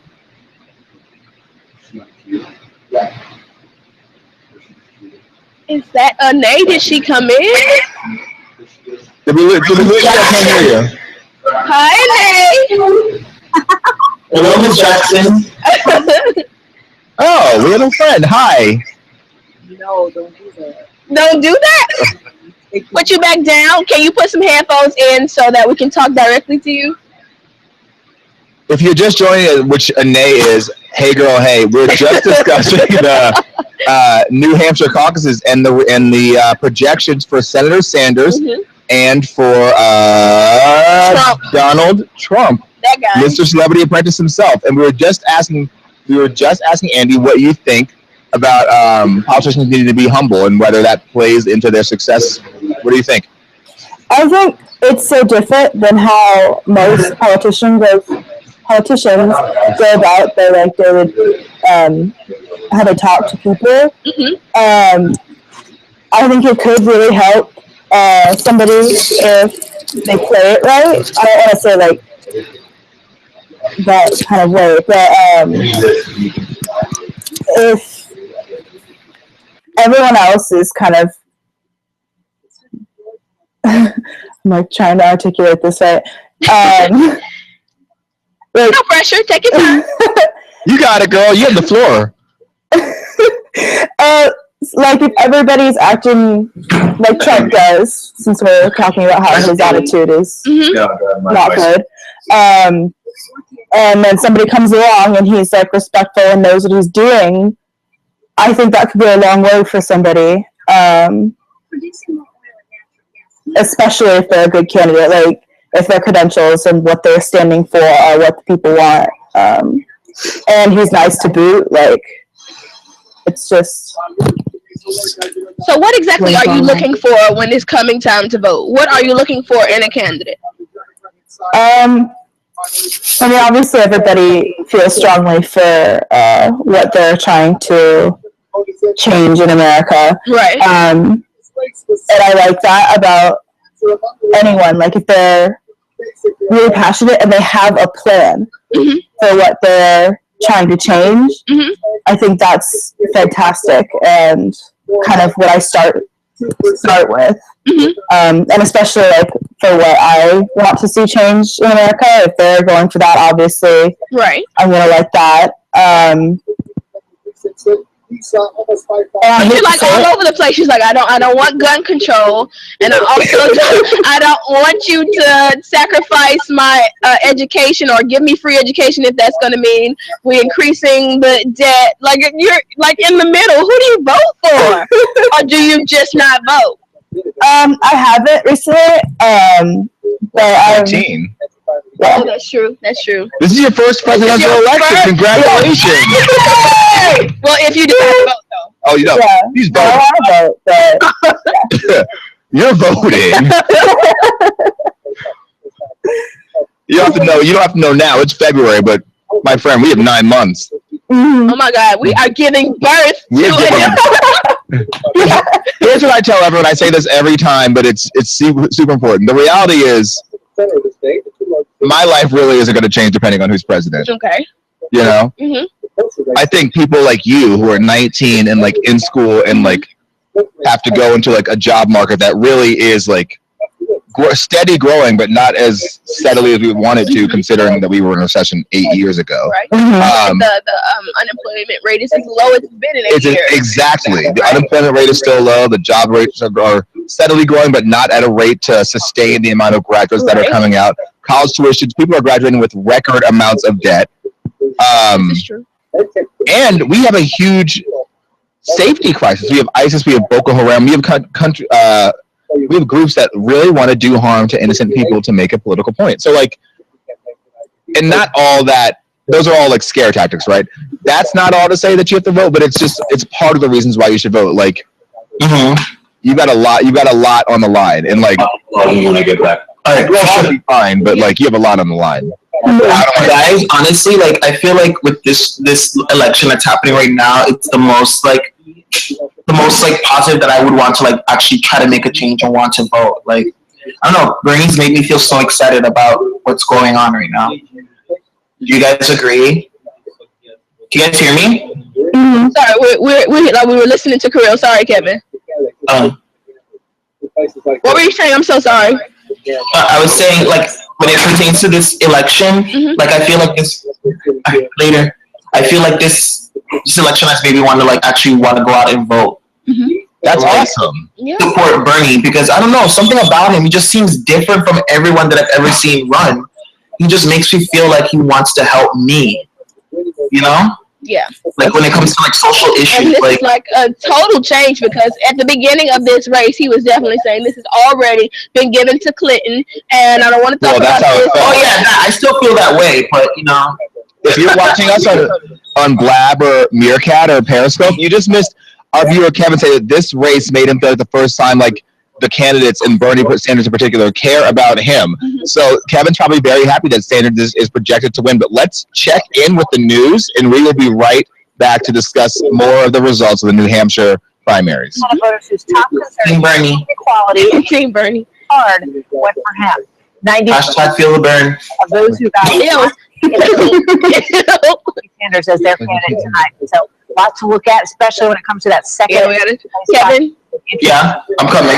Okay. That's supposed to bring those later. Thank you. But Bernie Sanders has won. It looks like we are moments away from a Hillary Clinton projection. We're gonna. And once we get this live stream from CNN, we're going to check in with hopefully Hillary Clinton's concession speech. And I don't say hopefully because I don't want her to win. I say hopefully because we want to see this. This is going to make things so interesting, I think, for the Democratic side. With Hillary Clinton barely winning Iowa, we have Bernie Sanders decisively winning New Hampshire, and South Carolina is next. It'll be interesting because South Carolina, as we know, is a southern state. We know geography. Bernie Sanders is a Yankee. Bernie Sanders is from Brooklyn and lives in New England. He is a liberal Yankee, and South Carolina is neither of those things. So it'll be interesting to see how he plays the success of this caucus into South Carolina. And then when we get to Nevada, they are so like liberal. How is that going to happen there? Exactly. On Meerkat, we have DJ Big Dad still. DJ Big Dad, come directly to DINtv.com and chat with us. Come Big Daddy, all right? Wait, Andy, did you sign on from Periscope and then you joined up to DINtv.com? Oh, it's on both. Yes, Queen, slay! Let's talk about Bernie's first move as president, then let's talk about Trump. Trump's never going to be humble. He's the fall guy. End all of wars, equality, and free health care. Security and safety are still tactics. He said just a couple of days ago that women who don't help women... Oh, here we go. Let's check in with the projections on CNN. ...have a special place in hell. Well, I think it was Mark Twain who said, heaven for the climate, hell for the company. It looks like where are we getting this audio from? It looks like it's mismatched. It's definitely not the audio from CNN because I'm not. Well, excuse me, ma'am. Ray is giving me this like braided bang thing that Beyonce has in the Formation video. I'm just gonna. You know what I'm talking about? Definitely. I like it. I'm into it. Nay, have you been watching? I have been following as I've continued my day, but I'm watching now.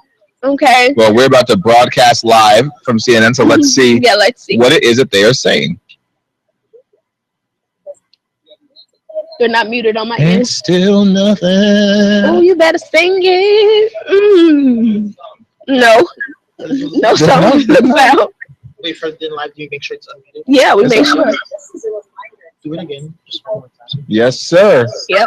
On both sides. We're gonna get this live stream information, folks, so we can talk about the Republican candidates. Oh, he just Beyonce it's Queen It's a beehive all day.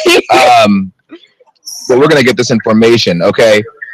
Because we have the Republican candidates lining up. It is so funny. I never thought that we'd have people lining up in formation to be second place. What kind of mess? Can you imagine? I mean, they just want to know that they have some kind. Oh, okay. Just mess up the puff. I was gonna say we had not the crown of glory. Oh my god. They just want to know that they're not far behind. So it's like, don't count me out yet. So I'm okay with being second for now, as long as that I'm still in this race. No, but let's try and stream some. Oh, you know what? I bet Fox on New York has it. Let's see if they have anything streaming. No. This is important. And maybe we don't care about the snow girl. Thank you, Zatoro. He says he loves our show. You should come directly to DINtv.com and join us in the conversation. We're trying to find a live stream so that you can know what's exactly happening. Well, my school in Hampshire 40 years ago. I can hear something, but it doesn't seem like it's matching. Nay, is the audio matching? No. Okay. You're so polite. Like, no, you gotta get it together. States to ensure that's infrastructure in South Carolina or in the States. This now is going to be a very hard slog for him. Much harder than it looks like Rubio headquarters, Marco Rubio. There is audio. Let's be very clear. There is audio. This said that they're doing some inside of the delay, but what's great, what's so sweet about this, we are streaming live on DINtv.com. If you're listening, we're streaming live from Fox and they're reporting. We are waiting Donald Trump's speech as he takes the Democrats and they're broadcasting that speech. Let's talk about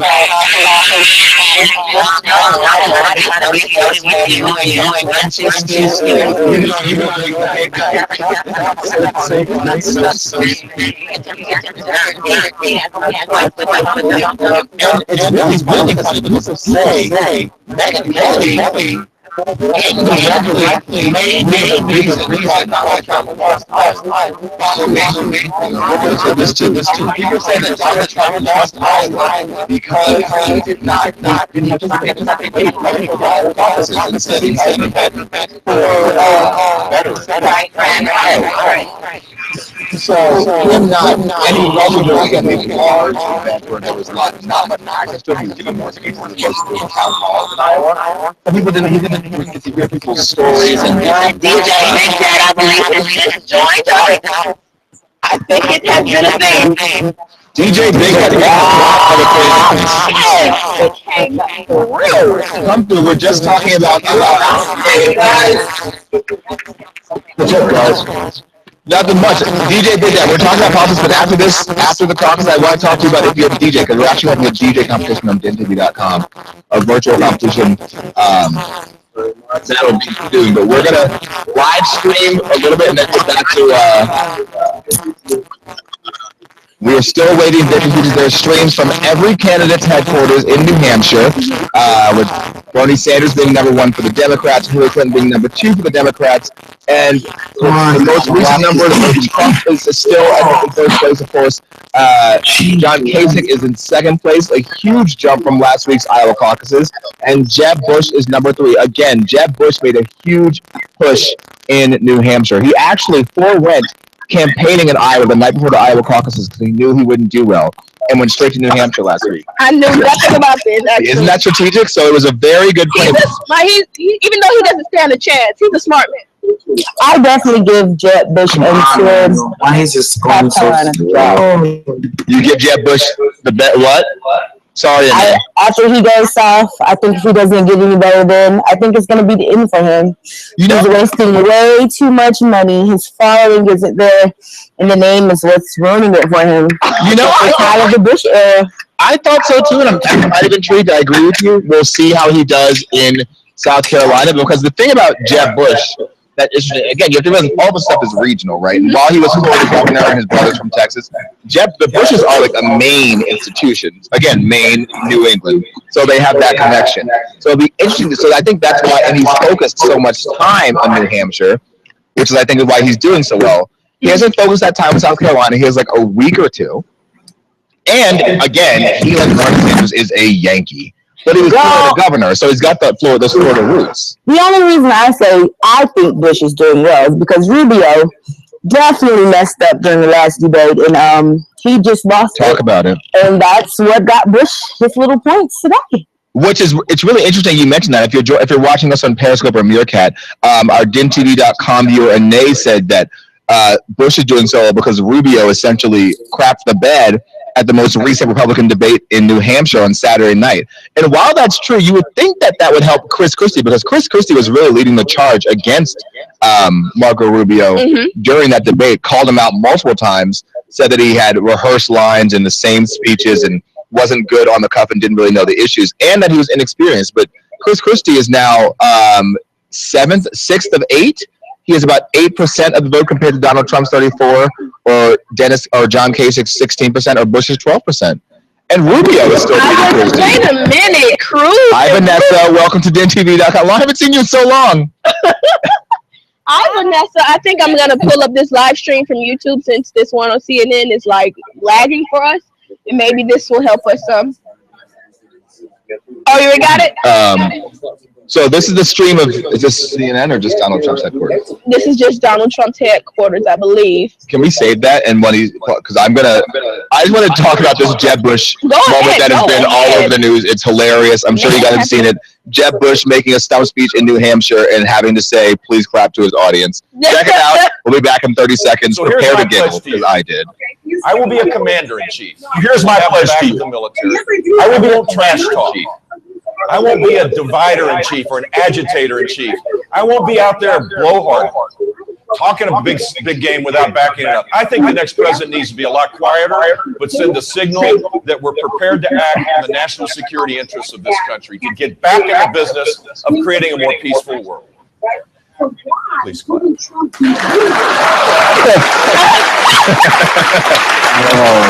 Now let me tell you something about Jeb Bush, who in his own right is a legend. If I had to say please clap after giving an impassioned speech to an audience of my supporters, like I'm jumping off the nearest bridge into the coldest water. All right, I have to say something real quick, just to let your fans know. We need to make sure that everyone's using headphones. That way there isn't feedback in the loop. Oh. You're having people that are listening and watching at the same time, so they have to wear their headphones, otherwise they're going to hear the same sound over and over. If any of our viewers can hear that, DJ Big Daddy is requesting that you all put your headphones in so there's no feedback. I feel like they have as clear and concise a discussion as possible. Yeah, thank you. Not a problem, my friend. DJ Big Daddy, you were very vocal on Meerkat. Let us know what you think about tonight's results. Personally, really big Bernie fan. I like what he's going to do for this country. I really am not a one percenter type of person. So obviously, I don't know if you guys know much about that, but he's got tons of freaking money. And I really don't. I can't trust people with lots of fucking money. It just doesn't. That's real. I'm sorry. It's my opinion. We were just saying that Bernie Sanders is one of the few politicians in Congress. He made a very big point of this earlier, that he is not a millionaire, which is it's almost embarrassing for him because the rest of them are. Well, that means the people of the world are actually funding this campaign, and not lobbyists. I mean, well, that's true. are funding Hillary. They're funding everybody, and it's just sad that he has to make it with the people. And so maybe we'll finally get a president that is for the people and not for lobbyists. Yeah. Well, he actually, I'm sure if you're joining us and don't know much about Bernie Sanders' campaign, he actually pulled in $20 million in the month of January. But the majority of I think the average of his donations comes to $27. So his campaign is very similar to the donations that, again, current President Barack Obama received in 2008, 2012, where he had a much larger pool of donors who are donating smaller amounts of money. Okay.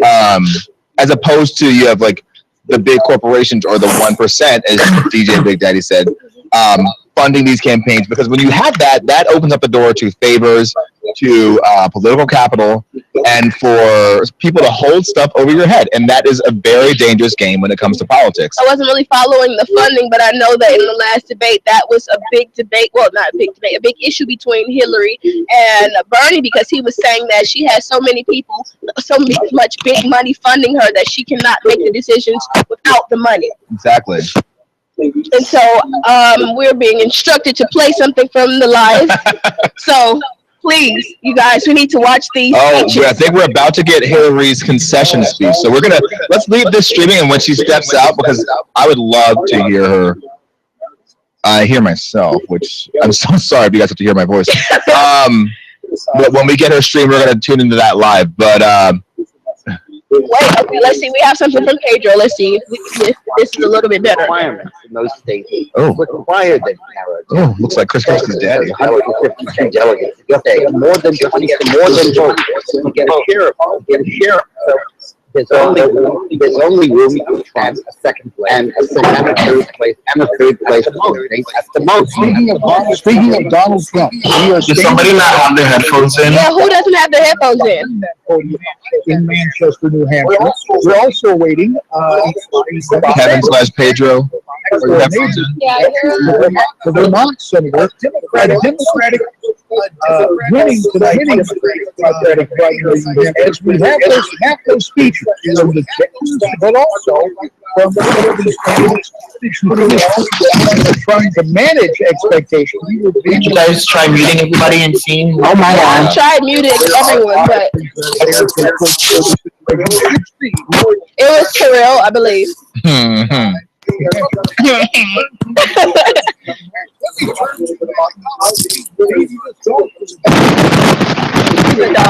The Donald. Oh God, how pretentious.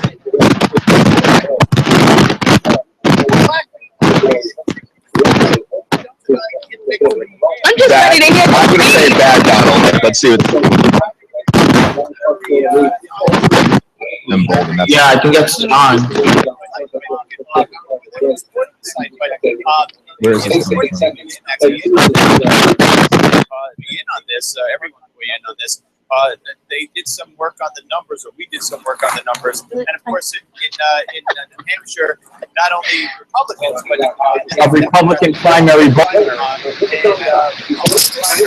Is that how it's done before that time? I'm sorry? Is that how it's done before that time? Going in and out like that? No. So I'd like to ask Nick and John and Rick, what does it mean as far as the numbers we're seeing for Donald Trump?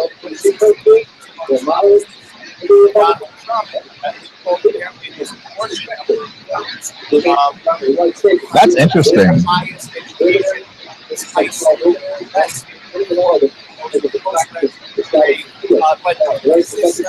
Can we pause this for a second? Because I just have a comment and I want to talk to our viewers. If you guys just heard that, they're reporting on Fox News that Donald Trump is actually doing very well among people who just have a high school education. And this is fascinating to me, and I think speaks to Donald Trump's talents as a politician and as a personality. Because you have a man who is a literal billionaire with a B. And yeah, we talked to him earlier. Said thank you. And he is finding traction with people with high school degrees, and just with just a high school degree, it's just statistically you make less money. Mm-hmm. you make less money over your lifetime than someone with a bachelor's degree. So You have to think about his parents too. Still, well, that's true too. But it's just fascinating that he's He's not going to win, bro. Why are you so sad? He's not going to win. Who's not going to win? Oh, because Anae's watching the news too? I'm definitely watching the news. I'm sorry. No, you watch. No, it's fine because you got to fill us in because we have CNN streaming here as well, and I see that it's so interesting the way these things work because it says Sanders, they were projecting him to win, but only 14% of precincts are reporting. So I don't know if they're basing that on the trend that they're seeing, or that the reports, or that they're mostly counted and they're just not finalized yet. Definitely probably based on reports. You have to realize that this is kind of Bernie Sanders stuffing around, so this is pretty much a given to him. Absolutely. That's why Hillary was fighting so hard, but she knew. She knew. She knew. She knew. And why do you feel like she's lost so much traction? Besides the fact that this is Bernie Sanders stomping around. Hillary has become what no one wants. She has become DC. She has become Washington.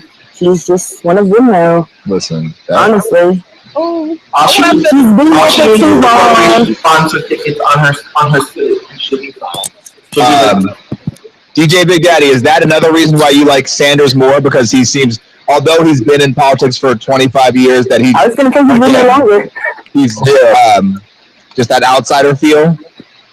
I think it's his humble approach to the realism of who we are as people. It's not so much he's like trying to win in a like a power movement where it's like Sanders he's more or less doing what the people want instead of doing my own thing. He's doing what the people want and not what is kind of this power struggle that Trump wants. He wants to set the tone. And he's kind of controlling his ideals, where Sanders is kind of picking up on the ideas of the people.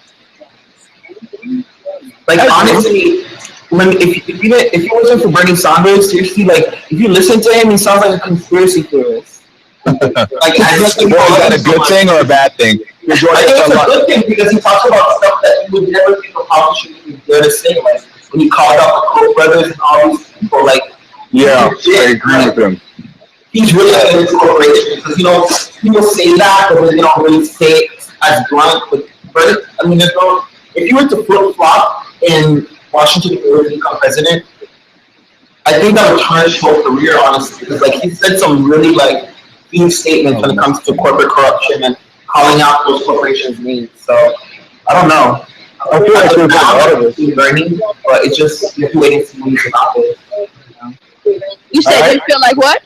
I agree with what Pedro had to say.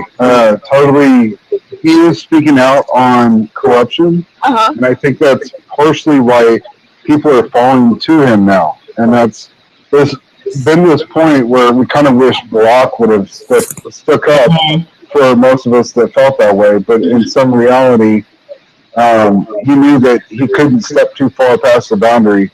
Now we actually have a president, or a running president, that is wanting to take that step in order to get his voice heard and get the people's voices heard.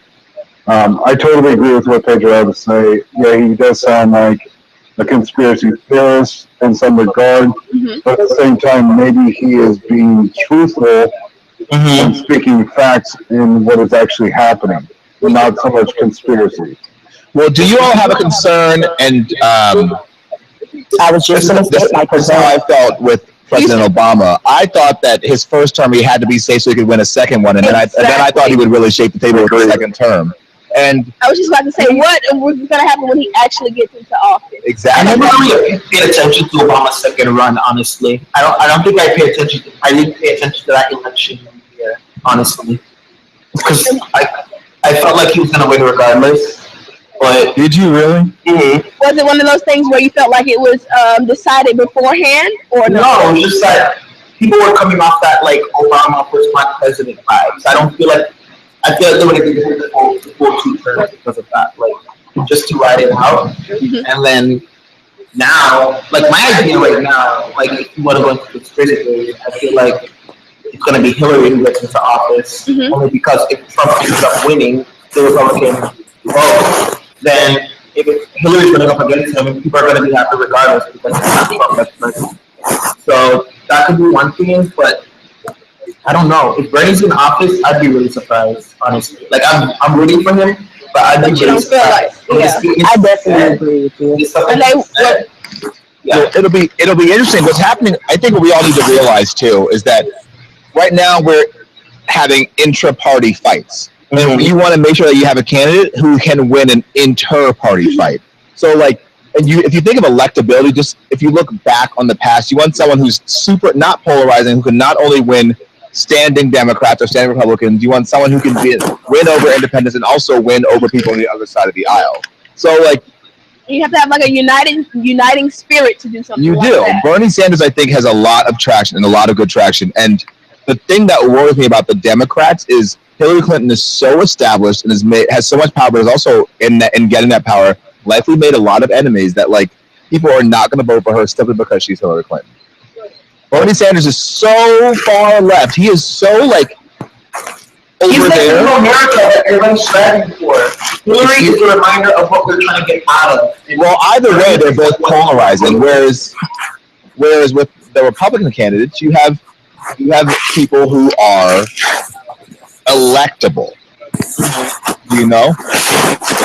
Nay, you were going to say something that was your fear. Everybody's rooting for Bernie, but if he does win the Democratic nomination, the only problem is he going to actually win the presidency seat? Because his ideas are so far left. Will he be able to grab the majority to get them to actually get him in the chair?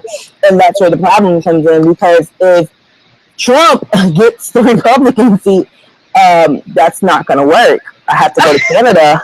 In your suitcase because we're going. I guess we're going to the 6 with. Honestly, if Trump becomes president, there's a huge like uprising from the people. Like literally, I feel like people are gonna march. Like I will march if Trump becomes president. And we can march all we want to, friend. He'll still be president. I will march right in the White House and turn it up completely. Is Trump speaking? Let's see if his speech is on. I'm going to play the live stream. This is your concession speech?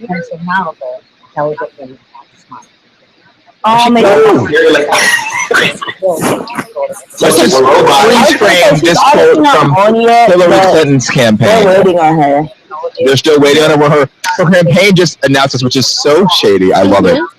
The subject is Clinton campaign focused on March. We've just posted it on the DINtv.com page, but it says the nomination will very likely be won in March, not February, and we believe that Hillary Clinton is well positioned to build a strong, potentially insurmountable delegate lead next month.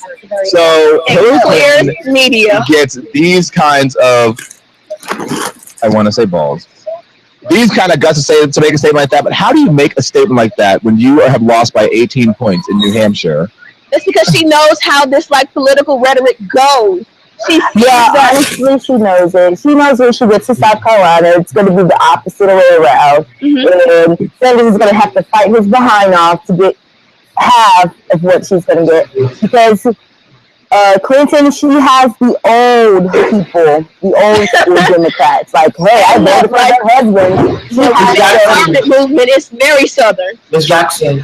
Yes. I just love calling your name Miss Jackson. Thank you. But what do you feel about like are you fully against Hillary in a sense when her rubric and like what she's coming up with in her policies? Are you getting to choose a candidate for the Democrats? Who would you choose?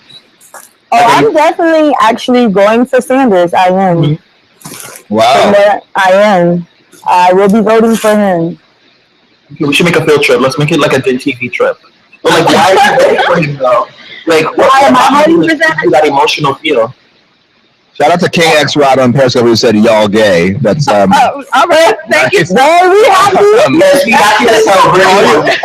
I say to you, my friend, is sign on DINtv.com, look in the eye and say it, and then tell me what you think about the New Hampshire primary results. Thank you. Take that with this sip of tea. Continue. I'm sorry. Do you have any Republican operas on here? Andy was saying that she has Republican ideals. Who? Andy. That's me. Andy. Yes. Hi, Andy. I'm Kevin. Nice to Hi. You like my I'm the guy who was the anime guy who was freaking out about Bleach and stuff. Yeah. He's signed in as Pedro right now, but he's Kevin. I was gonna say I definitely see Pedro. But like, my name's Pedro. Oh Lord, here he goes. But continue with your conservative ideals. There's a lot of people who are fiscally conservative when it comes to the money and the small government that Republicans hold near and dear, but are socially liberal and want things like rights for people, civil rights, family rights, as well as government services. So it's totally normal to fall in the middle of that spectrum. And that's why it's super important, I think, for our generation especially, to focus not just on the party of the candidate, but on the issues. Right. Because it's so easy to be like, well, my mom and dad are Democrats, so I'm a Democrat. My mom and dad are Republicans. Like, what is that? Like, if you can't, eventually you'll be able to tell someone why. Because that's how you win. And I was people saying over. that earlier. I was talking to some of my friends about this, and I'm like, what does it come down to for you? And I thought it was going to be like, it comes down to the issues. But one of my friends actually said, that it comes down to her, whoever her family is voting for. She's like, it doesn't matter to me because I know that my family members are probably more well versed on the issues than I am. Kind of sounds like religion in a sense. Exactly. It's like a cult following. Well, I kind of say, Vanessa? I have a question. Go ahead, Vanessa. Okay. When it comes to, Can you speak closer to your Can you hear now? Yeah, better. Okay. When it comes to your family and when you guys have different ideals, how do you go about it? Like, at home, how do you have that conversation? And I don't know, I'm just kind of like interested in knowing like what everybody kind of does. Like, is it a sit around the dinner table kind of conversation, just talking about this, or do you guys even talk to your parents? I mean, well, what do they say that rule is? Hard for me. You never talk about religion or politics at dinner? Have you ever heard that phrase? Well, yeah. Okay, well, but it's family. Playing your, right? Playing your stance without any bias, then they'll understand. That's me. Like, when I explain anything to anybody, I try not to put my bias ideas in it and just explain it for what it is. And if it resonates with them, they take it. If it doesn't, then it doesn't. But I feel like if you're right, then they should know that it's right. Yeah. We're going to let the users handle this question. Vanessa, I have an answer for you. I have an answer. And then give your answer, and then I have a. Okay, well, I'm very outspoken for the people who actually know me in real life. Siobhan knows. Anyway, basically, I just, I lay the facts.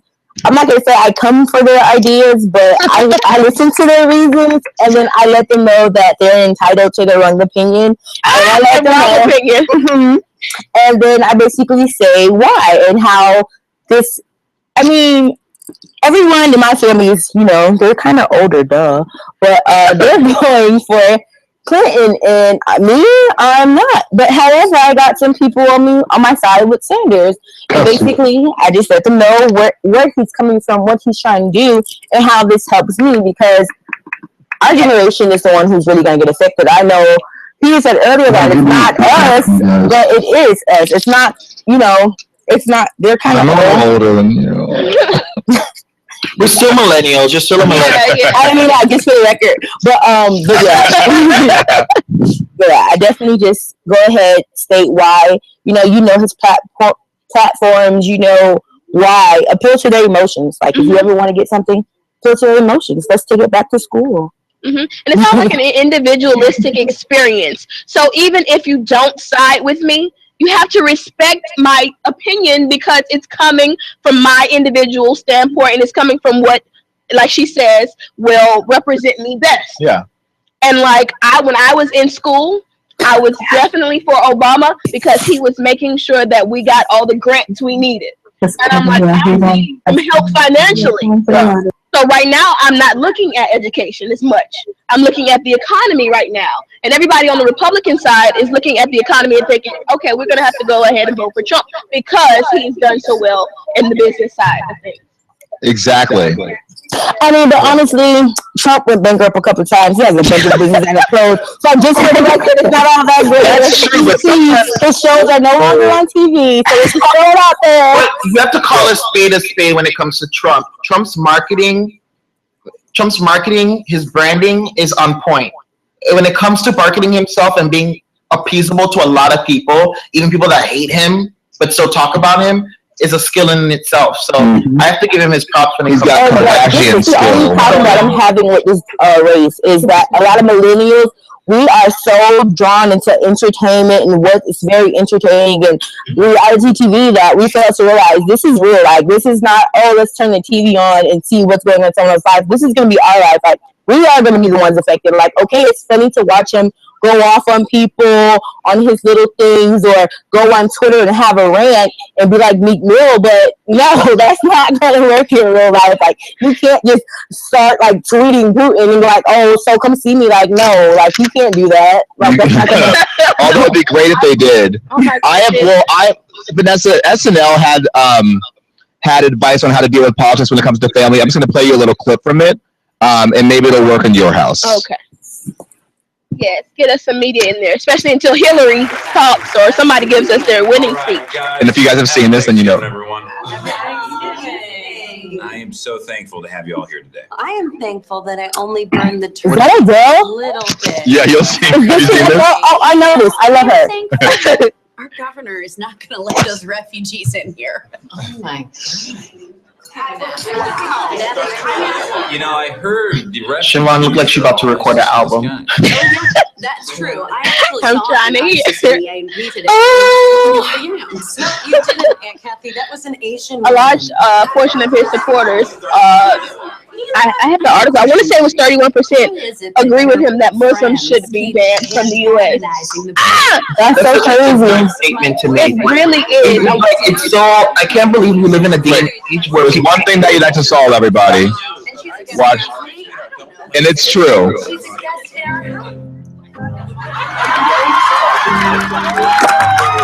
And then you just go.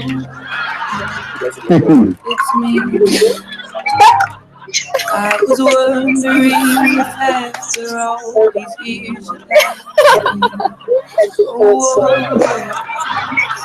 everything they say the time's supposed to heal. Peter, just it gets better. No, it gets better. No, it gets better. We can only show 30 seconds, or we have to pay them.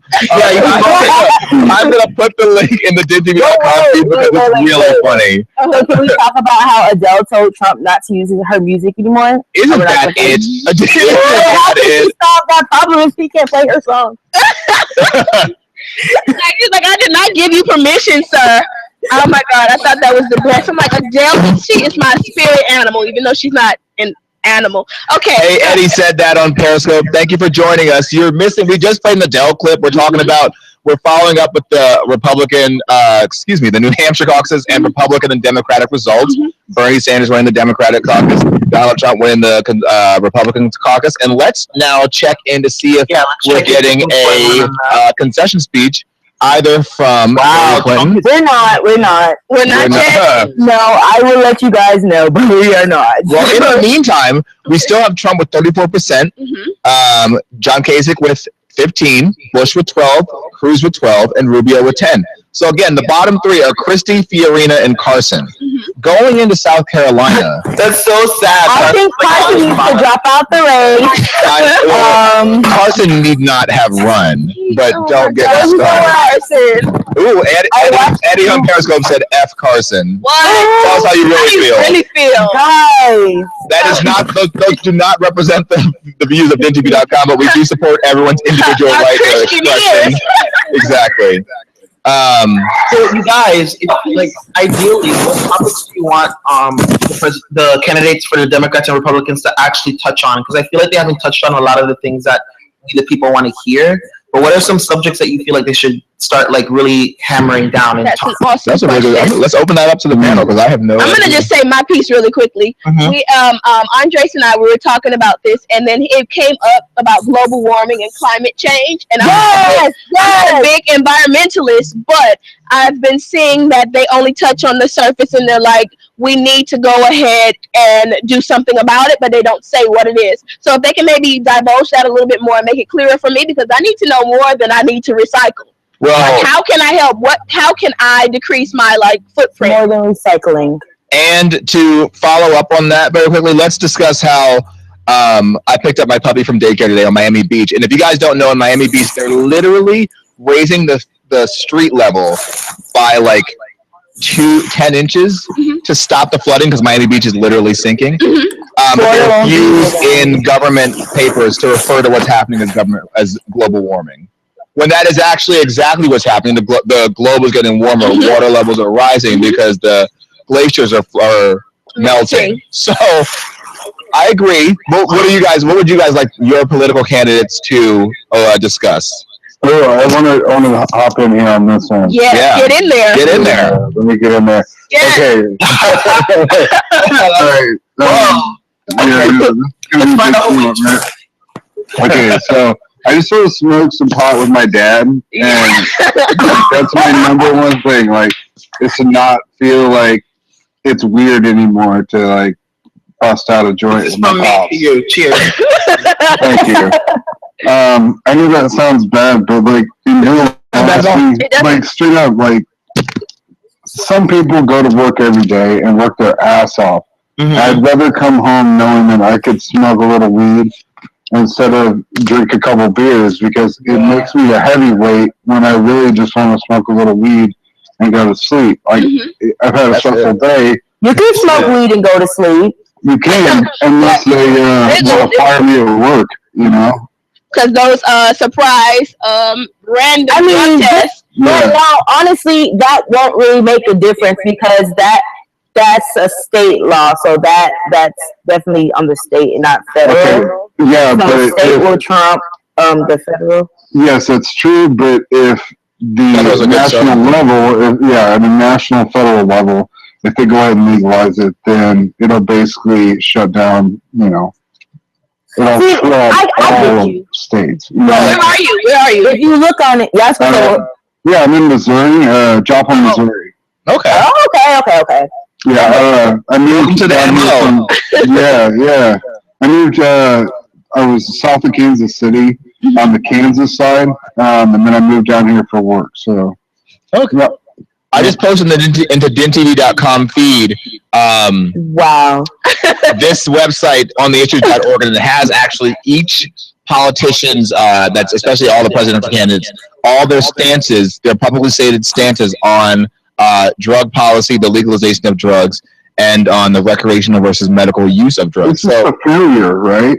Like, I mean, yeah. Well, it's a failure. And like, if you're going to be doing heroin, like, you probably shouldn't be going to work. Like, you're not going to succeed at work doing heroin. So, wait, I'm so glad you mentioned that because this is actually what DJ Big Daddy said is actually perfectly in line with what's going on in New Hampshire. I don't know if you guys know this, but New Hampshire has the highest incident of heroin addiction in the country. So it's a huge epidemic there, and it's been a real concern that all the candidates have had to address in their individual town halls. Right. And so they've all talked about it. It's fascinating, though, because you think of people like I know about healthcare, right? Like, excuse me? Put that into healthcare, like take out taxes and put them into healthcare and help the people that are addicted to heroin. Like, that sounds like a good idea. Like, see, and I mean, I get you, but if they legalize that marijuana, that also will kind of make healthcare go up because a lot of insurance agencies don't even want people who smoke because you pay a higher deductible. Right. You pay a higher, so that will definitely change the healthcare. So, I mean, I get you, but it's not a really good strong point. I just feel like I get your sense in it because it's like, why legalize something that has never caused any documented deaths to anyone? But alcohol and cigarettes are like the leading cause in deaths when it comes to like instances in America. So it's more or less like, why are you really legalizing this plant or this flower? Like, What's the real undertone under this? They don't legalize it because they are not the ones behind it, so they won't get the money and the income from it. So it doesn't benefit them. Yeah. But would you guys also, guys? what do you say to people? May I put to my coins? Yeah. Put your 2 cents.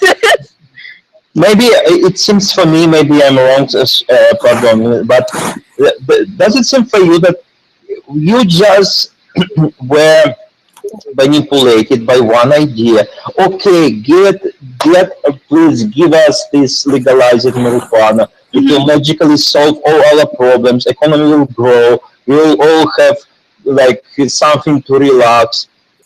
Is it really a solution? No. Come on, people. That's just like, I don't know, you like narrow down tunnel vision on just one small like thing.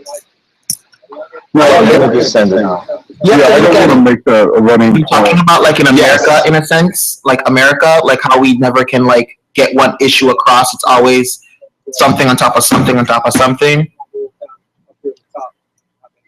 I was trying to hear what you were saying. Yeah, Big Ed is making a point. No, I was making a point about what I think his name is Krill. Yeah. Fighting for people who. Go ahead. Okay, so yeah, I just felt like I have to agree with what he's saying. It's not good for the children of the world. Obviously, I don't want to see my kids grow up smoking pot when they're 10 years old. Obviously, I think that's horrible. But at the same time, like, we are hurting as an economy because, you know, we've run ourselves into debt. We've been in wars for the past more than 10 years. We need some kind of, like, economic stimulus to kind of boost our economy back up. Mm-hmm. Now, yes, it's not the most healthy thing for America, but I feel like the majority of the people that will be, you know, probably buying the pot or whatever will obviously be using it in a recreational manner, but at the same time, most of us who actually smoke are light smokers and use it for a creative outlet instead of like this, oh, I just smoke to get messed up kind of ideals.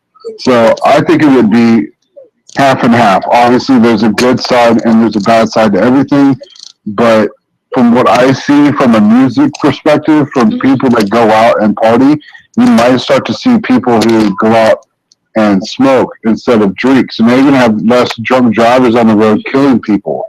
I know that for a fact. I completely agree with you on that, Sean. I really believe that people are going to turn more to smoking than to drinking if it were to become legal on a federal level. Just to play devil's advocate, it's been legal there forever, and you don't see any violence or craziness happening over there. So I don't understand why it's such a big deal to make it legal here in America, you know? Well, let's just curb the idea of getting high and driving, period. We're in 2016. There's Uber, there's Lyft, and there are cabs. So but where's the money, though? In Miami, there's been a large decrease. They published it this year. A huge decrease in the number of DUIs and DWIs given to drivers in this region. I think it's because of the advent of these ride-sharing services. Right. So whether or not they legalize marijuana or any other naturally occurring drugs, let's just stay away from using them and then driving. Just playing devil's advocate here. I'm all for it, but we have to listen to. I think the legalization of marijuana would be more of a jumping off point in the liberal sense. It's like, okay, if we can tackle this idea, it won't be like the end all be all. This is not what the debate comes down to or how we decide who we're going to vote for. But if we can get this issue squared away, then we can start thinking about things like how our economy can grow. We can start thinking about what we can put in place of Obamacare if we do get rid of it. We can start thinking about other liberal things that would help us, and it would be self-interest. Well, our self-interest would be validated by. So it wouldn't be just like legalization of marijuana. It's the jumping off point to something else. She went off. She went off. Scary for them because it's like, okay, we legalized marijuana and the world didn't end. What happens if people start wanting to restructure other things in the government? We'd lost all control of people. Kevin, Pedro, we're with you, but you gotta put the headphones on, brother. Yeah. we are riding this wave with you, but you need headphones. Nay, is Hillary speaking? Is anybody speaking yet? Right now, no one's speaking, but Sanders is getting close to coming out. How close to? I knew it. He has people standing in the background. headphones on. I'm gonna tell him right now.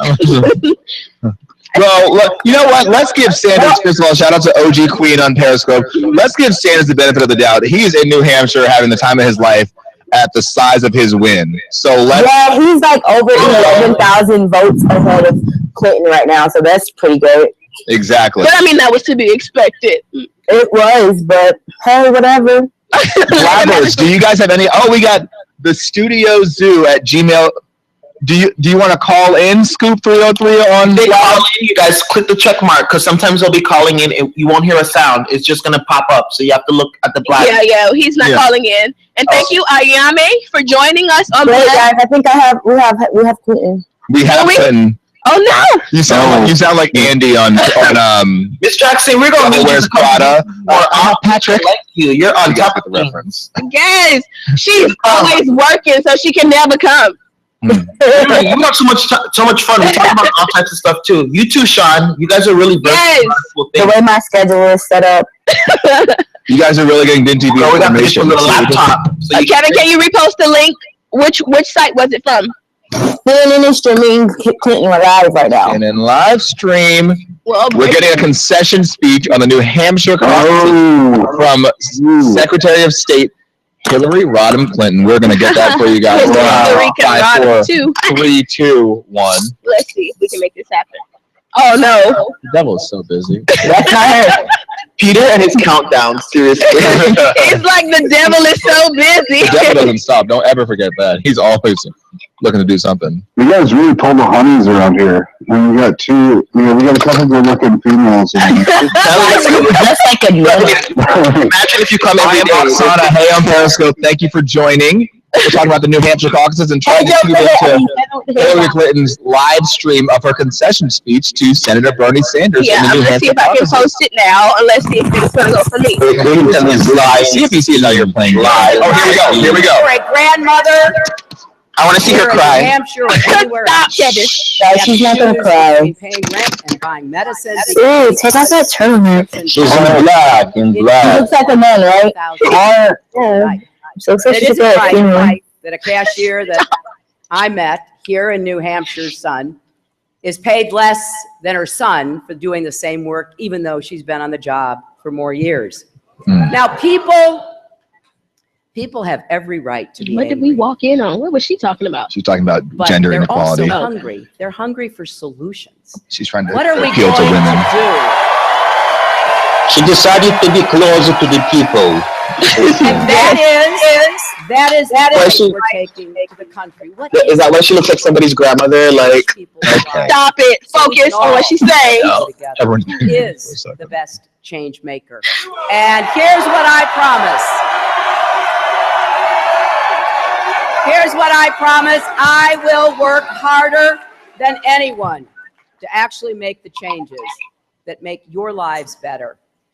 In this campaign, you've heard a lot about Washington and about Wall Street. this is a lot of Hillary right Now, now. Senator Sanders and I both want to get secret, unaccountable money out of politics.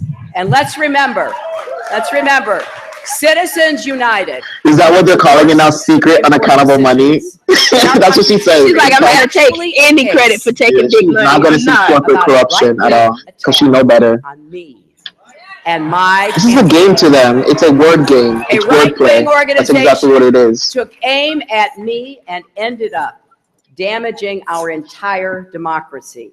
So yes, you're not going to find anybody more committed to aggressive campaign finance reform than me. We're gonna stick a pin in this for a second because there are two things that Secretary Clinton just touched on that I'm going to open up everybody's microphones again so we can have a dialogue. And I'm going to put something out there and then I want to discuss, sort of like SNL. The first thing, we walked in on Hillary Clinton talking about the gap in pay for men and women, the so-called Little Better Law. As we know, women make 77% of a dollar. Women of color make 6% on the dollar. So there's a huge gender pay gap, and that is something that Hillary Clinton was talking about when we first checked in her concession speech for tonight's New Hampshire caucuses. Does anyone think that it's a little strategic for her to discuss something that pertains directly to women, as she is the lone female candidate in the Democratic race? It's a issue when she first started, like when the last debate, where she was like, "I don't want to be known for a woman that's running as a female president." Headphones, somebody. And now she's like doing all of that. Can you guys hear me good? It's a lot of background noise, so we can hear you. Good. All right. Yeah, like she talked about, like Bernie brought up, I forget what it was, the last GOP debate. Bernie brought up something, and her response is, "Oh, I'm not that because I'm a woman." Yeah, exactly. And it was like, what? And now she's jumping on the woman. I can't be a murderer. I'm a woman. That's on that bandwagon. Exactly. Yeah, she can't be using that as a defense shield. You know what I mean? Like, that means anybody can use it as a defense shield. It's just not a good thing to put up. You know what I mean? And also, the whole thing about going after the female Bernie Sanders followers. Yeah. Wasn't it her rep? Oh, we lost the feed. I lost the Talking feed, yo. about we still have the feed. Boys and stuff. I thought that was horrible. It's just like, like I said early on, I was a Hillary supporter, and I'm like, all of these things are slowly catching up with her, and it's being like recognized to me. And I don't think it's a good approach to say, you know what, I believe in feminism, and anybody who doesn't support me is just against women. It's a dangerous it's not statement. a good tactic. It's a slippery slope. And I think the second thing that we should discuss, and this goes to Big Daddy's point earlier, was that the second thing she said was, she was like, I am a person who is all for campaign finance reform. And it's like, princess, do you know where the majority of your money comes from? Exactly. You know what you've been doing for literally 23 years. And again, I have no dog in this fight. If she was a car, she would have stickers all over her. If she was a car. What did you just say? Got from folks at Sanders give New Hampshire primary features and Trump as well. So maybe let's we're gonna go back. them. Okay. Well, we can try. The rest of us. But when children Listen to what this old crap It's still Hillary. It's still Hillary. or are denied Yes, the hair's still on. or who I'm ready for her to go. Yeah, the thing is, that's the thing with these concession speeches. Like, The losers usually always come out first. Why do I get to talk for so long? politics are so Because you have to It's coming. It's coming. Yes. What are you saying, Anae? The losers always go first. They always go. But imagine if politics are so interesting. If I were, it's the one place where you can win 30% and be second place and still be given a platform in which to make your point. Exactly. If I were the loser, I would say, you know what? Better luck next time. See you guys in South Carolina. I have some work to do. Like, God bless. And she's out here giving you. She gets paid 6 figures to talk, so she's gonna talk. That's true. And she's gonna do it well. I mean, she has to. I mean, this is gonna get her there. You see her arrow? She's moving on down. I really like this track. She's trying to reach as many people as Thank you. I love you too. If you're joining us on Meerkat or Periscope, you can't hear what our DINtv.com viewers are saying. So hop on over. But Vanessa just said that Hillary's trying to get reach as many viewers as possible, and I think that's a very good point. This is her chance to sort of sell herself to people who aren't on her team, or people who there's still undecided voters out there. As much as Bernie won by, there are people who have no idea. I feel like when I was listening to her speech just now, all I heard was uterus. I have a uterus. Oh Lord! We're done talking. We're done talking to Kevin. Get out of here. We're done talking to Kevin. Like, that's all she's saying. Did anyone catch what It was something about a dirty something. That's yeah, this is what number beer is this? Give this man some legal pot to smoke. So We're not talking to Sean anymore.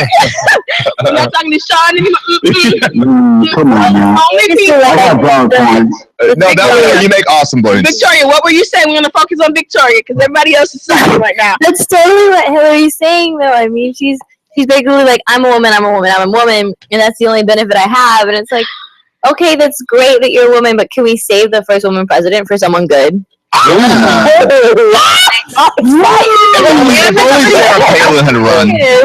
The shit. Whoa.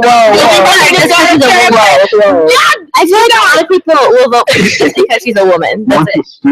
Because she's Martha Stewart. Well, that's really interesting because I think would you vote for someone based on demographics and what they represent to you? Like a lot of people voted on Obama. A lot of people I know voted on Obama because it was the first African American president. Yeah. But aside from that, Obama did have some good platforms. Yeah. He was a good public speaker too. Yeah. Yeah. No, I never got moved by Obama's speeches, honestly. Like, when I listen to him, like, I get more moved by Bernie than Obama. I really enjoy. Fine, so he get me in more than one way. Okay, so I have to say this one thing. Yes, sir. So Obama's speeches are obviously better than Bush, right? Right. Clearly. There we go. That's all we have to say. Sounds really good hearing Obama. That's like comparing Tupac to Biggie. You can't do that. Lord, did she just do a reference? I kind of like it. Interestingly enough, though, there was an op-ed in the New York Times. I just started for you guys in the DINtv.com feed. It's called. Okay, Clinton is done. She's finished talking. Let's listen to what Bernie's gonna say. Oh, is Bernie's just that on? Okay, Clinton is finished finally. Well, there's this New York op-ed in the New York Times called "I Miss Barack Obama," and it talks about just how campaigning has changed since he last ran for president, because he ran respectful campaigns and put forth enough policy where you were comfortable with where he was going, but he didn't give you so many specifics that you couldn't ride with him, and because he didn't make promises that he couldn't keep. And they said that one of the things about Barack Obama was. But like, other candidates did. Well, they did too, but he put it forth very confidently. He knew where he stood, and while he was young like Rubio, he gave people faith that he could do the job. I was going to say there are a lot of comparisons. What they're saying in this article with Obama is like they said that he was almost too confident. Okay, which is fine. But now we're seeing candidates who are underconfident, and that's like a Marco Rubio who up until Saturday was getting these Obama comparisons. He needs to stay in his lane. That's not his lane. The thing is, Barack Obama could navigate lanes. And Marco Rubio is sort of a one-trick pony. We don't want Rubio as president, so no. Let's put up a scenario. If Obama and Sanders were, who do you think would win? Who do you think would win? How much time? I would say Obama. Wait, I didn't know. Obama and Sanders were running against each other, who will win? If you're joining us on Meerkat or Periscope or Blab, Kevin on DINtv.com asked if Barack Obama were running against Bernie Sanders, who would win the race? And I want to open it to you guys. That's my answer. Oh, well, we can't even answer this question. We're gonna wait. We're gonna wait to answer this question. Has he started speaking yet? He hasn't started, so hurry up. It gives you about I feel like I'm being rushed now. I think you see how she just rushed me? Just rude. I'm just gonna say Obama would win, but y'all. I think his speech would be a lot more charismatic. I think it's Obama. Because Obama, he's too stuck up. He feels like a Howard guy. You understand exactly what I'm saying. No, Peter doesn't understand. Peter is not Team Pedro/Kevin. Pedro Kevin. Pedro.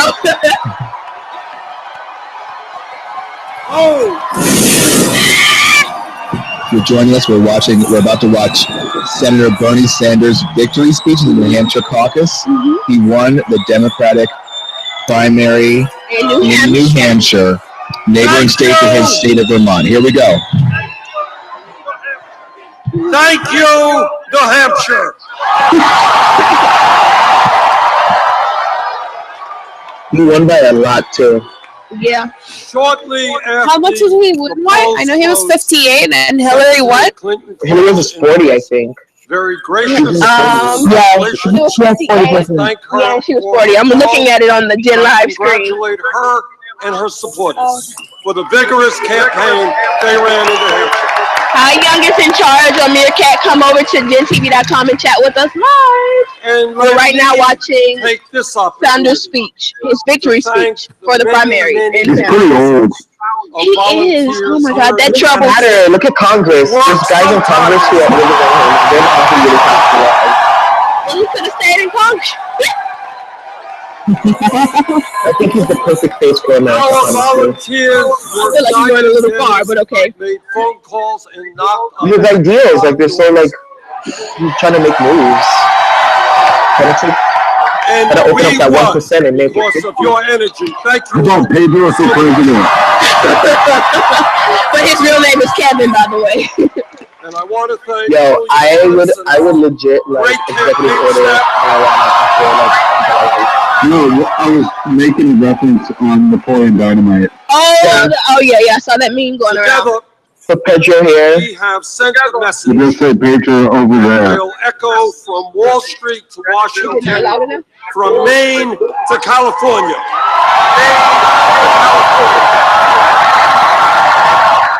Devon, are both of them unmuted, the video streams? Government of our great No, it's just this one. belongs to all of the people and not just a handful of wealthy campaign You guys need to mute the other stream. Yeah, there's something. Someone is. Yeah, somebody. It's not the other stream. It's somebody else. 9 months ago, we began our campaign here in New Hampshire. We had no campaign organization, we had no money, and we were taking on the most powerful political organization in the United States of America.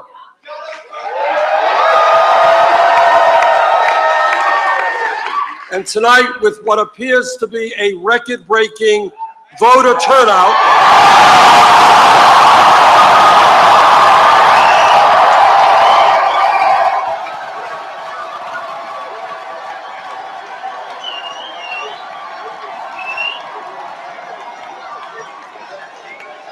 because of a huge voter turnout, and I say huge, we won because we harnessed the energy and the excitement that the Democratic Party will need to succeed in November.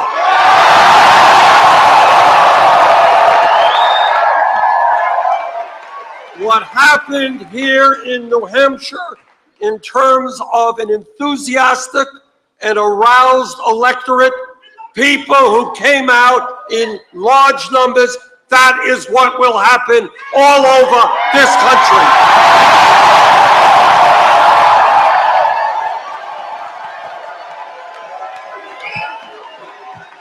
And let us never forget, Democrats and progressives win when voter turnout is high.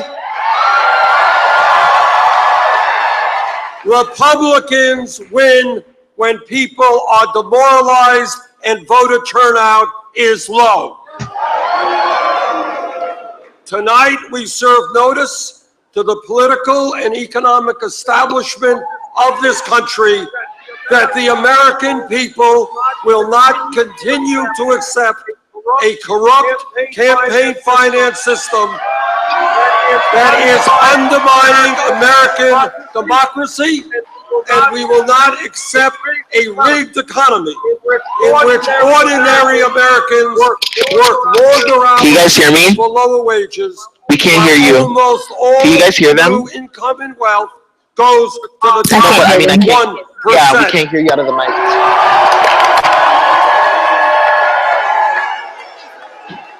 I think. Well, are we good? We're good? I want to take this Yeah, we can hear you now. Okay, they can hear us now.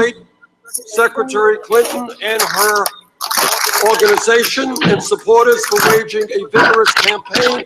I hope that in the days ahead, we can continue to wage a strong, issue-oriented campaign and bring new people into the political. I'm with it, Bernie.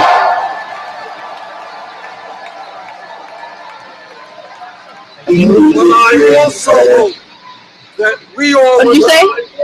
and this is a message not just to our opponents, but to those who support me as well, that we will need to come together in a few months and unite this party and this nation, because the right-wing Republicans we oppose must not be allowed to gain the presidency. Okay, this is a long speech, and he keeps talking. Like, make it through the speech, Bernie. We'll talk about that later.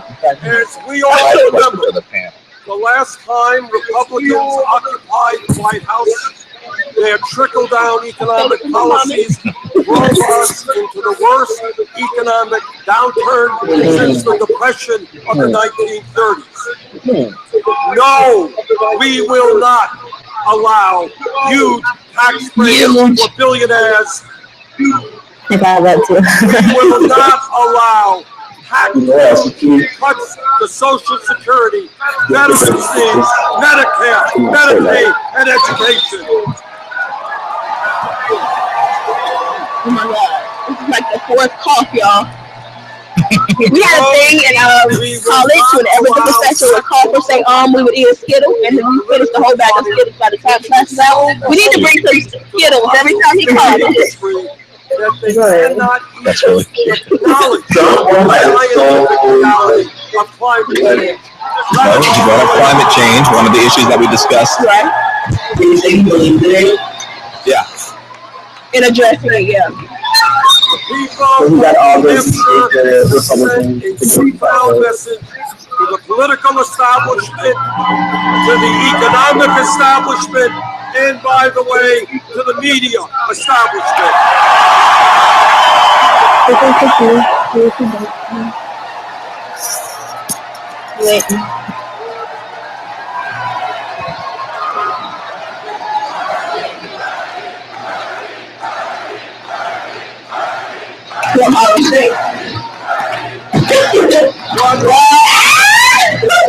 What the people here have said is that given the enormous crises facing our country, it is just too late for the same old establishment politics and establishment people want real change.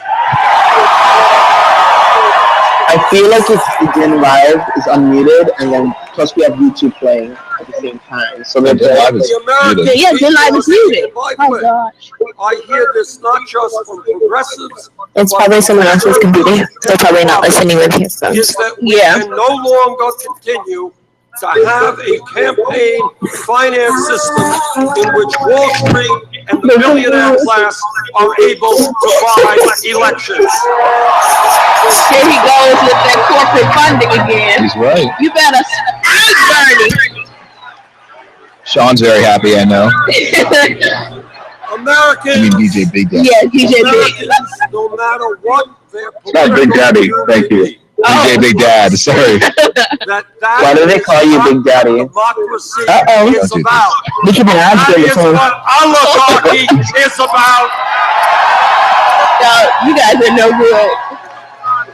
And we will not allow that to continue. Okay, wrap it up, Bernie, please. No, we're about to wrap him up. I do not have a super PAC. You can put him in the casket already, Peter. Make it to the second time.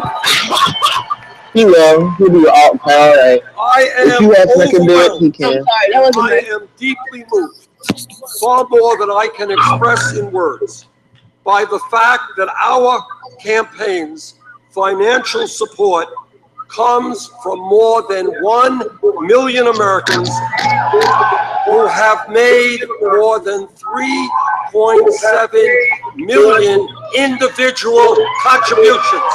Large and individual contributions. But is that enough to sustain the whole campaign, though? Do you have one? Well, I think he brought in $20 million in January. I would live with $20 million. I think I'd be okay. Right, I agree. Stand correct. In an election.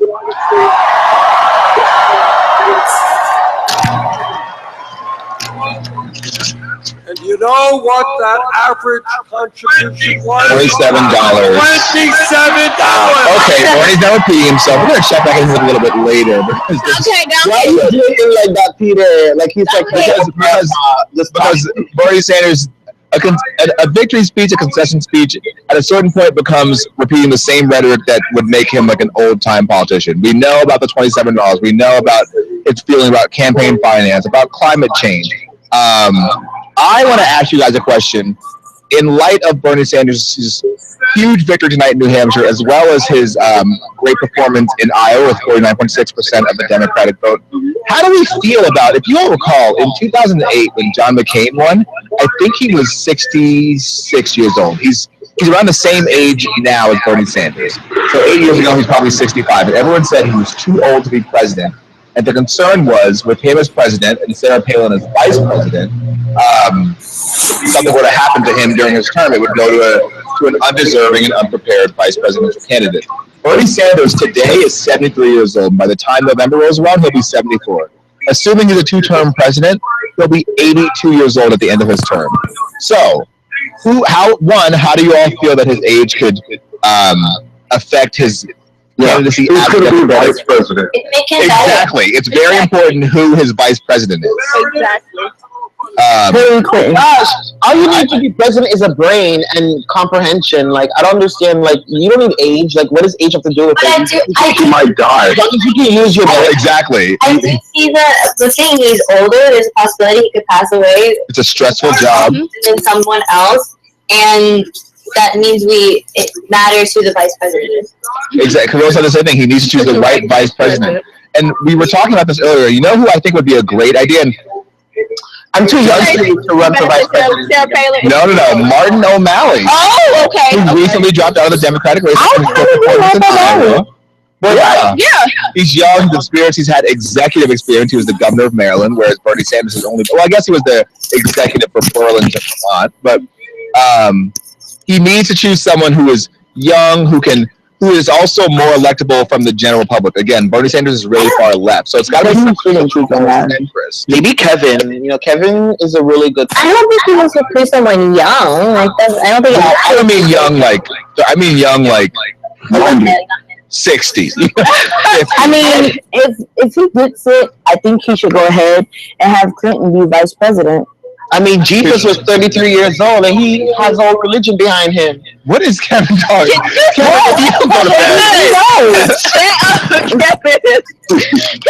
then you're gonna start a nay with her talk about Jesus, and then this will be a Jesus talk. Well, first of all, we don't ever have to shade Jesus. Jesus is only for the season. No, I mean, you shaded.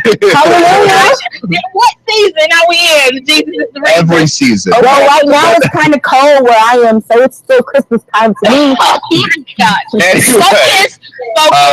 Do you think that Hillary would be the correct vice president for him when they have been bumping heads this whole time?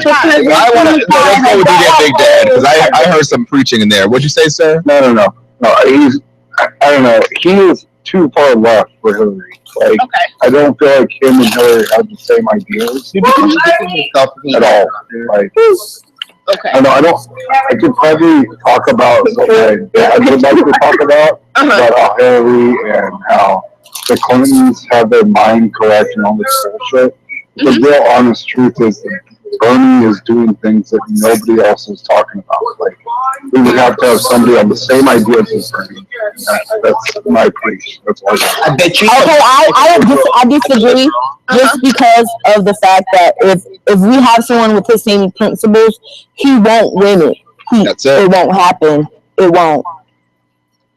You have to balance it. Like, you have to balance it. Like, Barack Obama would never be able to have a black vice president or a woman as a vice president because that would have been just too much for the nation. You guys listen. She's just keeping it too real right now.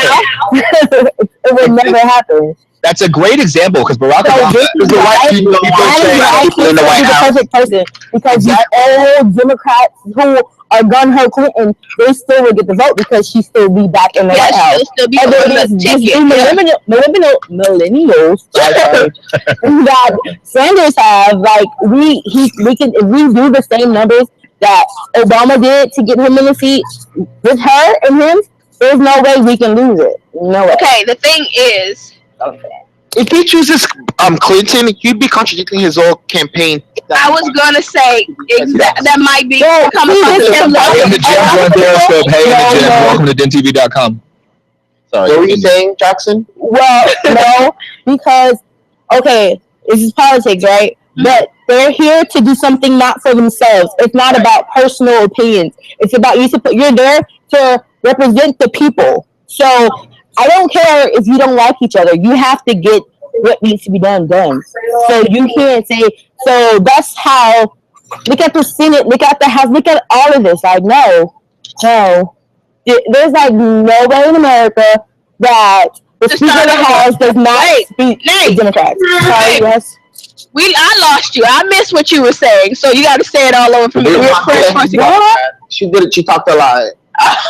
Don't make her repeat all of that. I'm not repeating that. That's what everyone. I want to hear what Brian has to say. What did you say? Let's see what Brian has to say. Brian, you know you're in the know. You're into the conscious flow of what's really going on with that. Well, I could actually shatter everybody's dreams of having this guy to become president. Please do. It's our dreams. I think DINtv viewers, I think they're familiar with my discussions of how to bring the intelligence forward within the consciousness of the human soul. If you're looking at Barney's statement, I think one of these statements was that he repeats himself. Barney Sanders says the same damn thing all the time. I can't. And you have to realize that anybody who's not creative, you have to be conscious that the repetitiveness, yes, it might work, but if you look at the fact that we are not actually promoting a future, you have to really think about what's going on in the world and why Bernie Sanders is not qualified, or any of the candidates qualified to lead anybody at this moment of time. Okay. What's the imperative that we have to know in order to subsume if people are not realizing a crisis at hand? If people don't know we're on the verge of World War III, how many people know that? And so, how do we avoid that? Well, first off, nobody knows that. So if nobody knows, how can people start thinking how to avoid it? Well, I think if someone who knows that we are on the verge, there should be discussion as to how to fix it. I think part of calling out a problem is having a solution. Otherwise, you're just creating noise where there's no noise before. Right. And so one of the solutions is knowing that what your problem is. I agree. Right. So the problem is that we're on the verge of World War III. Yes. And so what I'm saying, yes, in order to resolve that, we have to stop criticizing and passing judgment on Putin or China, because that's the policy that the Defense Secretary Ash Carter is taking, that we should hate them. Why? Because they're developing. But that's a good thing. We in the United States are not developing. And the problem is that when we collapse, the only thing we have to show is a confrontation in the Middle East or Russia's border by pushing NATO closer and closer to Russia. So what's the issue here? The issue should not be all the way left. I thought you were going to tell us who you think should be our vice president, and he's just went a whole other direction. Right, and that's exactly how you change the conception in people's think and the thought processes of people's conscious level. Well, I think if we're going to start with change, you have to start with the change in the regime, right? And the change in the regime is going to happen with this new president. Exactly. And right now, tonight, it looks like that change is focusing on Bernie Sanders, who is going to be a completely different political candidate than we've seen in the past. So if we were to envision Sanders' presidency, how do you think he would deal with, Russian relations or Chinese? He will not. The issue with Bernie Sanders is, as people reflect, is what is his policy when you begin to say, hey, look, Bernie, what's the policy of the Middle East? He doesn't get into it. In other words, how does he describe the situation of world affairs? And you can judge someone and in other words, let me just put it in so people don't become so detached of what I'm saying. Okay. So what I'm saying is, if Bernie Sanders is serious about the Middle East, avoiding thermonuclear World War III, I think he should just say it. He should just say that Barack Obama has been an instigator of the Middle East and could trigger World War III. In other words, he supports Obama's policy because in his debates, he keeps praising Obama. Well, then, do you agree with the statements that Marco Rubio made earlier in the Republican debate on Saturday night about how Barack Obama made conscious decisions and their word that he knew what he was doing? The sort of line that he repeated over and over that Chris Christie called him out for. Do you agree more with Marco Rubio then? No, my philosophy is totally without and not within the context of a Republican or a Democrat. My philosophy is without borders, shall we say? Okay. Okay, well, Bernie's still talking. But is Bernie still talking? We should go look and see what else he has to talk about. Well, before I have one more question. Oh, okay. Great. No, we'll check on Bernie, but I have a question for Brian after. Warfare in the quagmire of the Middle East. He was just talking about the Middle East, Brian. Look at that. No, he's talking about women in the military. My friend. No, she's trying to get us together. I'm just trying to help y'all out. I mean, if you want to come and talk, a path DINtv. Don't invite us. hard-working people. Siobhan, we need to have a talk after the show. Ms. Jackson, we have a new seat for you. We must strengthen. I'm about to kick Pedro Kevin out. I'm really because he's trying to. Him and his man boy. That seniors and disabled vets receive, so that people can live in dignity in their retirement.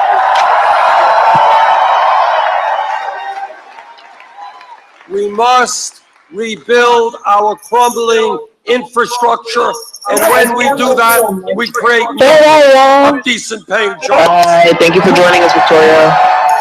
Bye, Victoria. Good night, Victoria. Thank you. The fight. You great earlier. For rights, for gay rights, for disability rights. Black rights. Black rights. Black rights.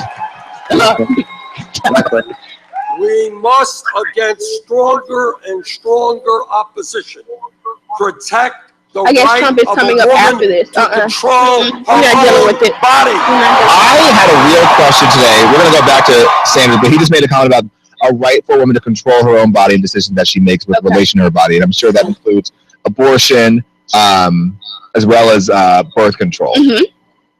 And my question to those who opponents of either or both of those concepts is, why don't we all in 2016 make it our personal business to mind our own business?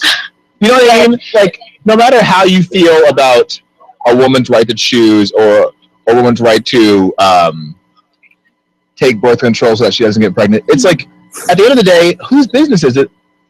What you do with your body? How does that affect me? Exactly. Exactly. I would just hope that we could all strive in this coming year to mind our own business and do. I think that's a good platform, but they're not running on that platform. No, but they're it not. does seem that Bernie has that more in mind than anybody else. Well, if you think about reproductive rights with women in general, you see, you have men, middle-aged, senior citizen-aged white men who are making decisions on a woman's body, and they have never been women. It's like, we talked about this earlier, and they said that Marco Rubio needs to stay in his lane, and I would extend that criticism to all of our current legislators. Stay in your individual lanes. If you don't have a uterus, don't speak on it. Did we mute everybody? Because I can't hear them. Can you guys talk? Are you here? Oh. Hello? Okay, we're good. Miss Jackson, why you sound like you have like Chewbacca? Sean, are you talking? We can't hear you. Yeah, something's wrong with your mic. That sounded like a bad smoking commercial. Oh my God. And Sean, I hear you. I'm going to try and do something. Hold on. Let's see. Maybe it's his page. Miss Jackson, could you talk for us? She's trying. She's trying and failing.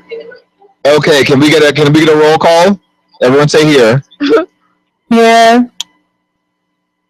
DJ Big Dad, I cannot hear you, and it's literally killing me. Oh, wow. We got you. Oh, can you hear me? Yes, sir. And Nay, are you in? Andy, are you in? I'm here. All right. Actually, I gotta go though. Oh, okay. Well, thank you. Who's going? Thank you for your contributions tonight. Right, Angie. Next time you come on, because I host sometimes, we can talk about anime and stuff. Yes, I'm there. Next time you come on, you keep that formation braid in your hair because I'm living. No, and they's not leaving. And well, Andy, next time you come back, we're gonna discuss more about where you stand with Texas politics, and maybe we'll see how your senator does by the end of the night. Maybe Ted Cruz will rally and come up for a strong second place and beat Casey. And I'm gonna be checking in with you to see if you have an opinion. You have 9 months. Yeah, I'll be on you at white on rice. Thanks for checking in with us, Andy. Have a good night. Thank you. Good night, guys. Good night. All right, real quick, can I say something? Yeah, yes, my friend. Okay, I just want to make sure that you guys could actually hear me and everything. So I know you guys are. This is pretty badass technology. Not gonna lie, you guys got something good going on here with the multi-video chat thing. It's pretty tight. I started a web app about 6 months ago. I'm a web developer with a couple of buddies of mine. One of the buddies I have built an application for like basically streaming free television on the internet and on multi-devices and this sort of thing. What's your guys' stance on having a platform for artists and producers to match? Have you guys found anything where like people freestyling on guitars, on instruments of all kind, plus rapping on beats and this sort of thing? Like a virtual jam session? Kind of like a DJ. That is dope. People like stream. I just built the application with a buddy of mine, and it's kind of ironic that I'm sitting here using your guys' application because it's probably one of the closest things I've found to something we're trying to do. And so I was just wondering, like, how long you guys have been around. Pedro/Kevin is going to break it down for you because we're having something that's coming up, actually, like a interactive live DJ battle. And Kevin, break it down. Well, basically, this is a social media platform that allows it creates a bridge between social media and newscasting. So traditionally, we're used to watching the news either on YouTube or going on the television. But now you're able to watch the news here and actually interact with it. So in real time, you're able to hear the news while it's breaking and have an opinion about it with other people in the same room as you. So take it as if you were, let's say you see a funny video or a funny picture or some news story. Some people like to tweet it. Some people like to Facebook it. We want to be an option where people want to come on to DINtv and talk about it because they'll know that somebody's here to talk about it. Okay, so here's where my app is just slightly different, and I just wanted to figure out how like they are able to launch videos in real time and show like videos on YouTube while the rest of us watch. Our app is basically created in a competition type form where you have 1 week to post a video on a response of another video, and if you win, then you turn around and you get the next week to basically start the topic. So what I would do as a DJ or a producer, I would start the topic with a beat.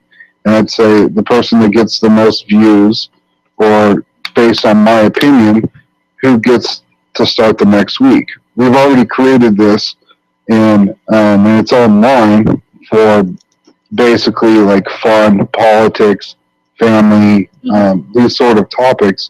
But what I want to do is I want to see how long you guys have been online and if it's a successful thing for mobile users as well, because that's something we're bridging the gap on is mobile users. And I want to figure out how many mobile users are able to use a site like this. Sean, I just put my email address into the DIN feed. What we can do actually is maybe set up a time where we can have like a Skype session and actually discuss this and see what we can do from there on. If you Totally. So just email me your contact information and then we can move on from there, okay? Appreciate it. I'm going to stick around for a little bit longer, but it's been fun. while you're here, let us know because I'm not a musician, but I would love. Can you watch these like virtual battles and jam sessions? And can I as a viewer just hang out and sort of like? My favorite going to speak. My favorite. Who, Trump? Let him go, guys.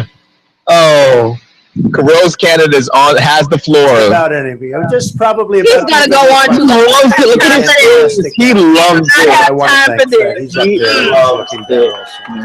He's so happy. He's so happy. Pedro, I'm going to email you during this video. We have to All right, start cool. with I have my email what one. she puts up. His real name is Kevin, by the way. Sorry, Pedro. It's fine. Sorry, Pedro. She said right from the beginning, you know, if you run, you know you're going to win. Oh, I don't have And time she for said this. that I'm not from watching day this. one. So, Melania, Kirill, you're the only one watching this. Nobody else is watching and this. Vanessa, thank you so much. The day is empty without this guy. She made 7 stops today at the polling areas. So, very, very special. And Jared is a very, very successful real estate entrepreneur in Manhattan, but he likes this better than real estate, I think. So, Jared, thank you. And Laura and Eric, and they were all out today. I'm not Amazing. interested. Let's just do a roll call of And your. where is Corey? Does Corey have a ground game or what? Boy, He's literally the ugliest we have a person in his ground family. They're beautiful. It's fascinating. This is so bad. How many people are at this right now? 0? You know, we Like, learned a lot about ground games in 1 week. I have to tell you that. I don't think it was a good idea for him to bring his family out. They're too pretty. America doesn't feel like they're pretty. That somebody's pretty. Nobody takes more phone calls, I think, in a day than Hope. So thank you, Hope and Corey, and the entire. And I can see the his entire scalp. group, I'm the over entire this. staff. I'm over I see this. those tracks. Yo, we see those tracks. I see scalp. He's the man. All right. Can you leave now? He is so happy, man. Look at his face. He looks like a kid in a candy store. That's such a cheesy American thing to say. So, again, we have to thank the candidates because they really ran. We have some very talented people.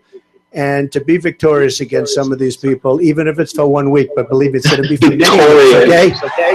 Wow. But they really are. They're terrific. A number of them called, and I just wanted to thank them. But I wanted to congratulate the other candidates, okay? All right.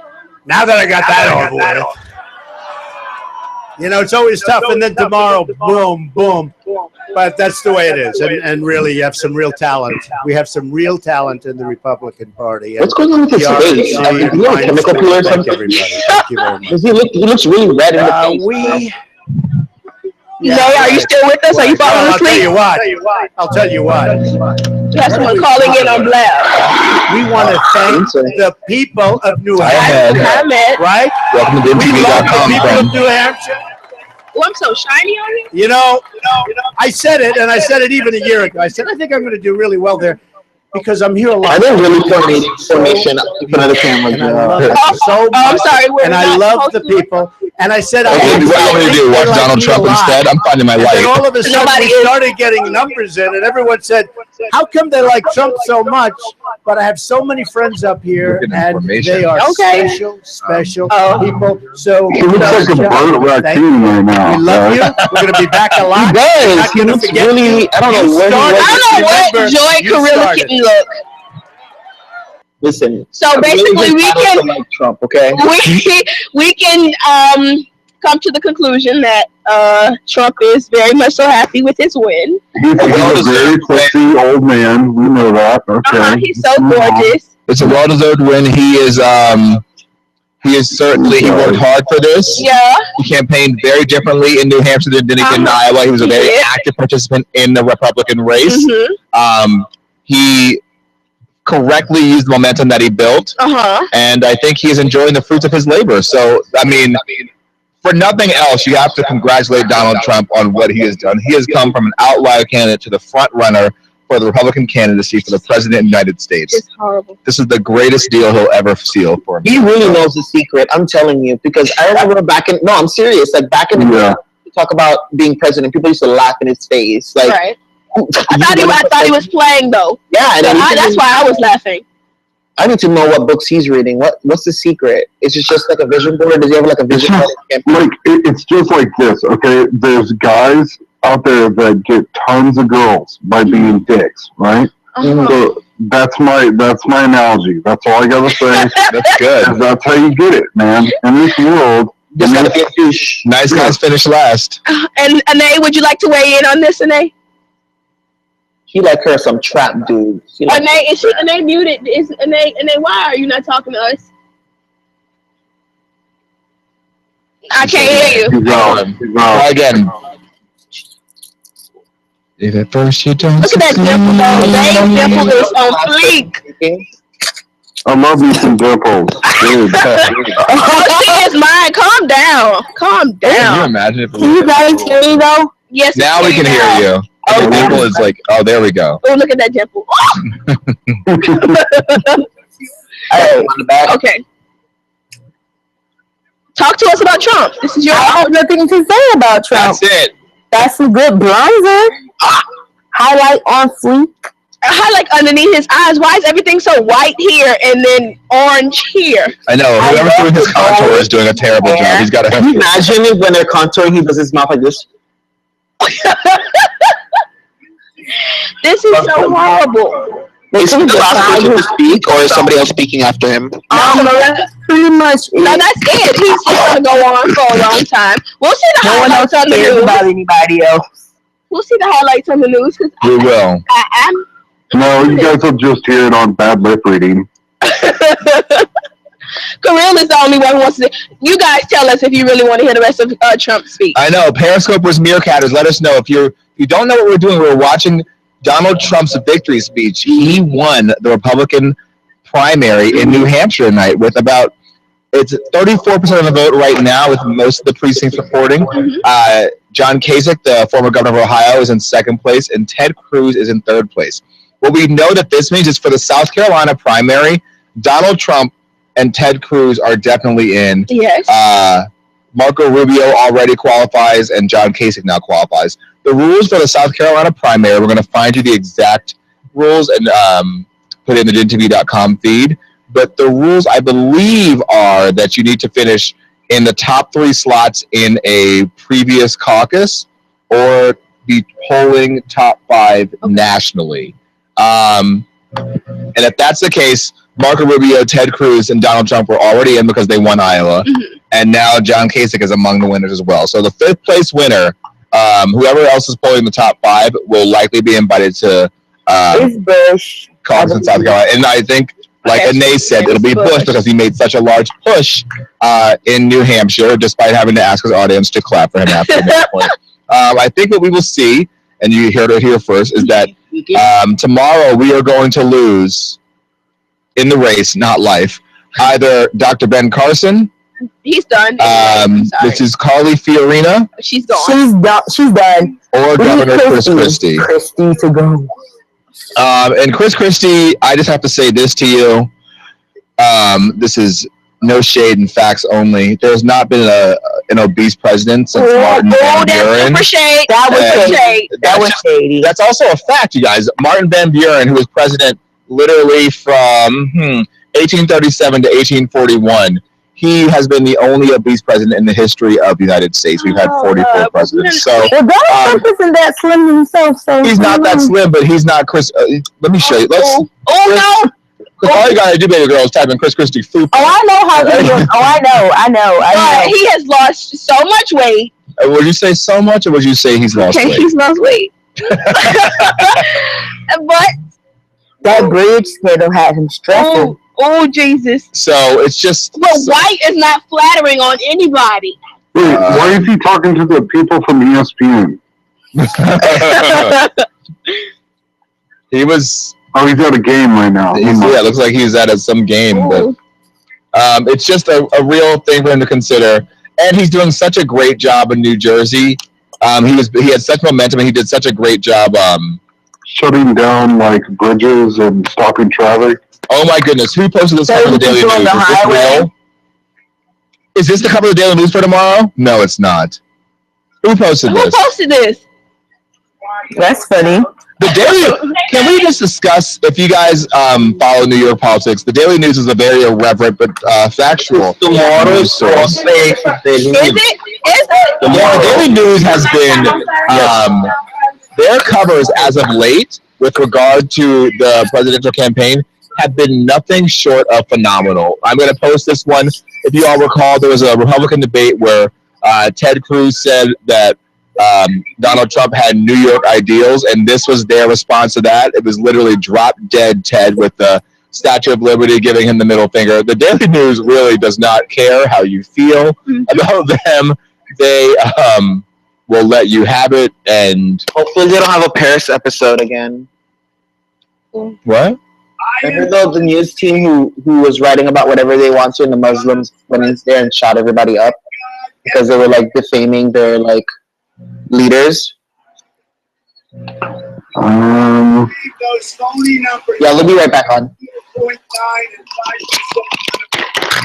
Numbers probably 28, 29, as high as 35.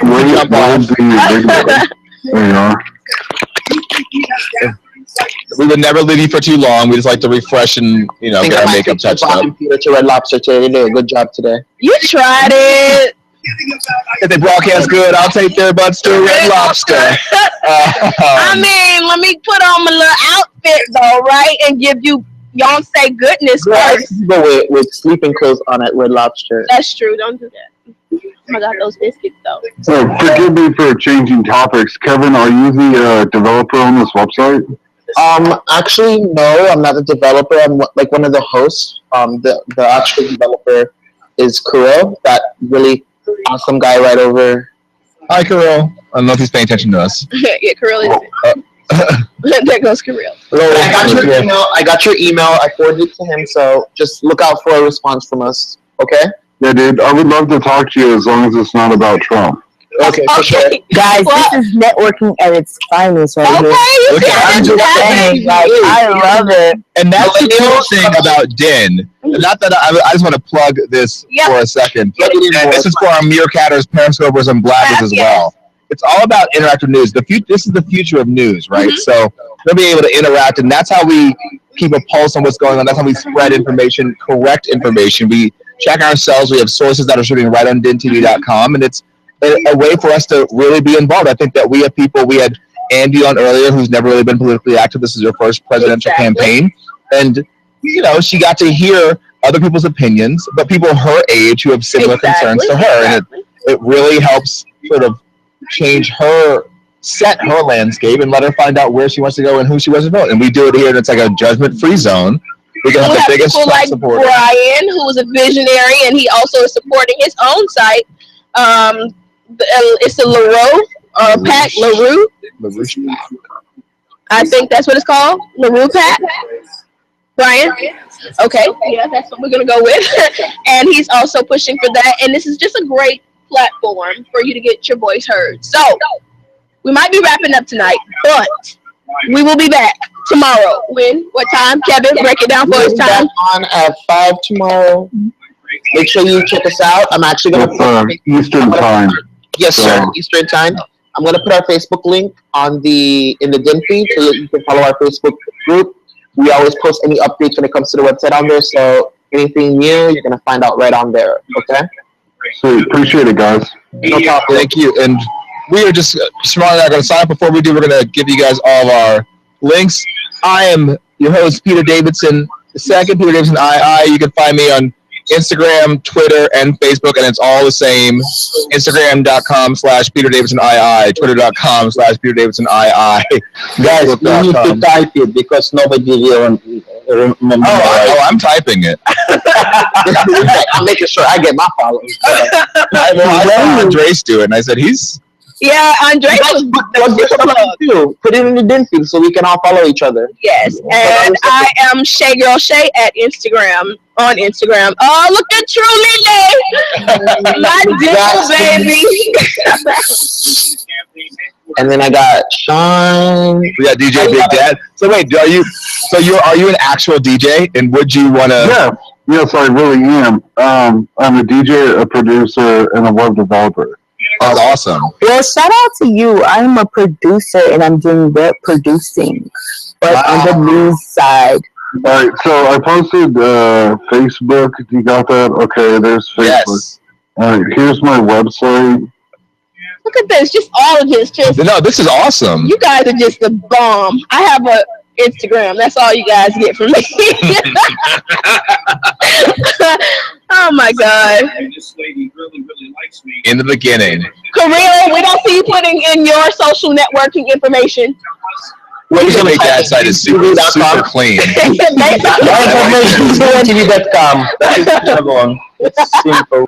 Yeah, I do responsive web development, which means basically anything that would be going on the internet would be mobile friendly, or you can pull it up on your Android TV box, you can pull it up on Apple TV, you can pull it up on anything and it'll work. And I do that for a living, so. DINtv like that. Then we will be talking to you. This is awesome. Yeah, for sure. Okay. I mean, yo, call me Big Daddy. Tell that. Oh my Big God. Daddy. We're gonna hit the wall. Don't get a little bit. Oh, okay, Peter. Let me. Then I just on him. Hey, just do me this one favor. Drop the DY, okay? It's just Big Dad. Dad. Yo, call me Big Dad. There's a million out there. So DJ Big Dad. Yes, thank you, I guys. think you should change it to Daddy. No, there's a million of them out there, and I Then want do it to with myself Daddy. Daddy. No, it's gonna appeal to another genre. We are about to sign off of DINtv.com tonight, but before we do, we're gonna close you guys out with some music that has nothing to do with politics, but everything to do with DJ Big Dad. Ooh, thank you. Uh-oh. Drop some SoundCloud beats. Oh, no, that's not me. That's not me. What you know about Nikki? That ain't me. That ain't me on the track. We got Nikki? That's not my beat. Please don't call me Big Daddy. Okay. Yo, please call me Big Daddy. Hey, go to SoundCloud and drop a beat on SoundCloud. Okay. You better hustle. Okay, we're gonna drop it. Who's speaking right now? Who's speaking I right now? don't want to misrepresent myself or anything, but yeah, that was not me. And if it's whack, you guys gotta tell him it's whack. But it won't be. Honestly, I will tell you. I know that's the problem. Hey, do you want me to help you play one? That way we make sure it's dope. Yeah, post it on the DIN feed. Nope, too late already. Class Not Swag, which is Yeah, I do. Yeah, so I'm totally into good musical scores, and this is a musical score that I was trying to get first. So, Wait for the beat to drop. no, there is no beat. Oh, the score. You're right. Go to all different types of. this is our music for our scene.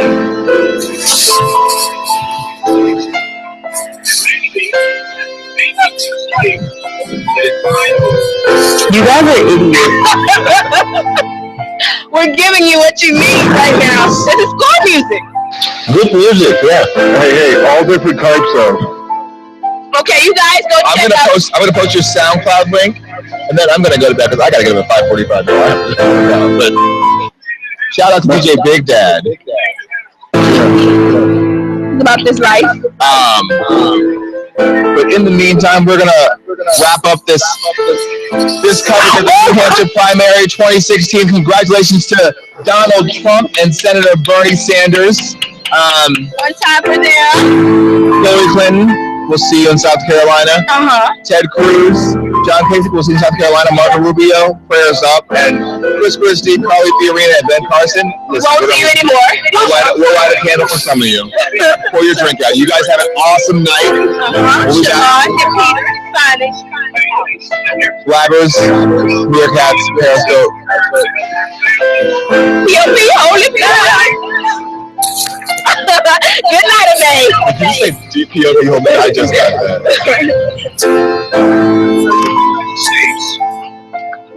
Yeah, I think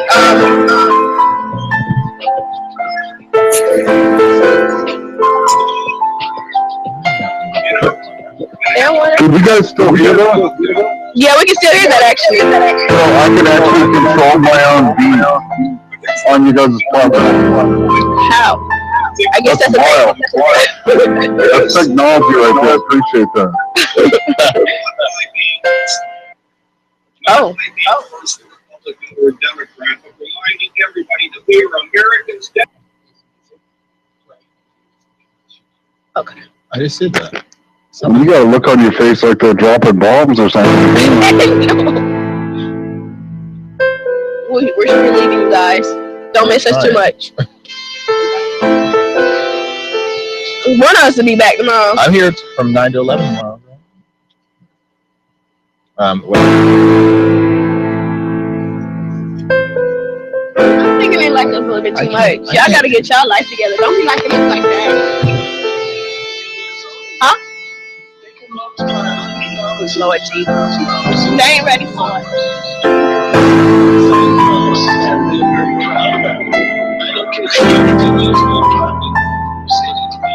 Lord Jesus. I can't walk out. Yeah, I love them. Don't even. Oh.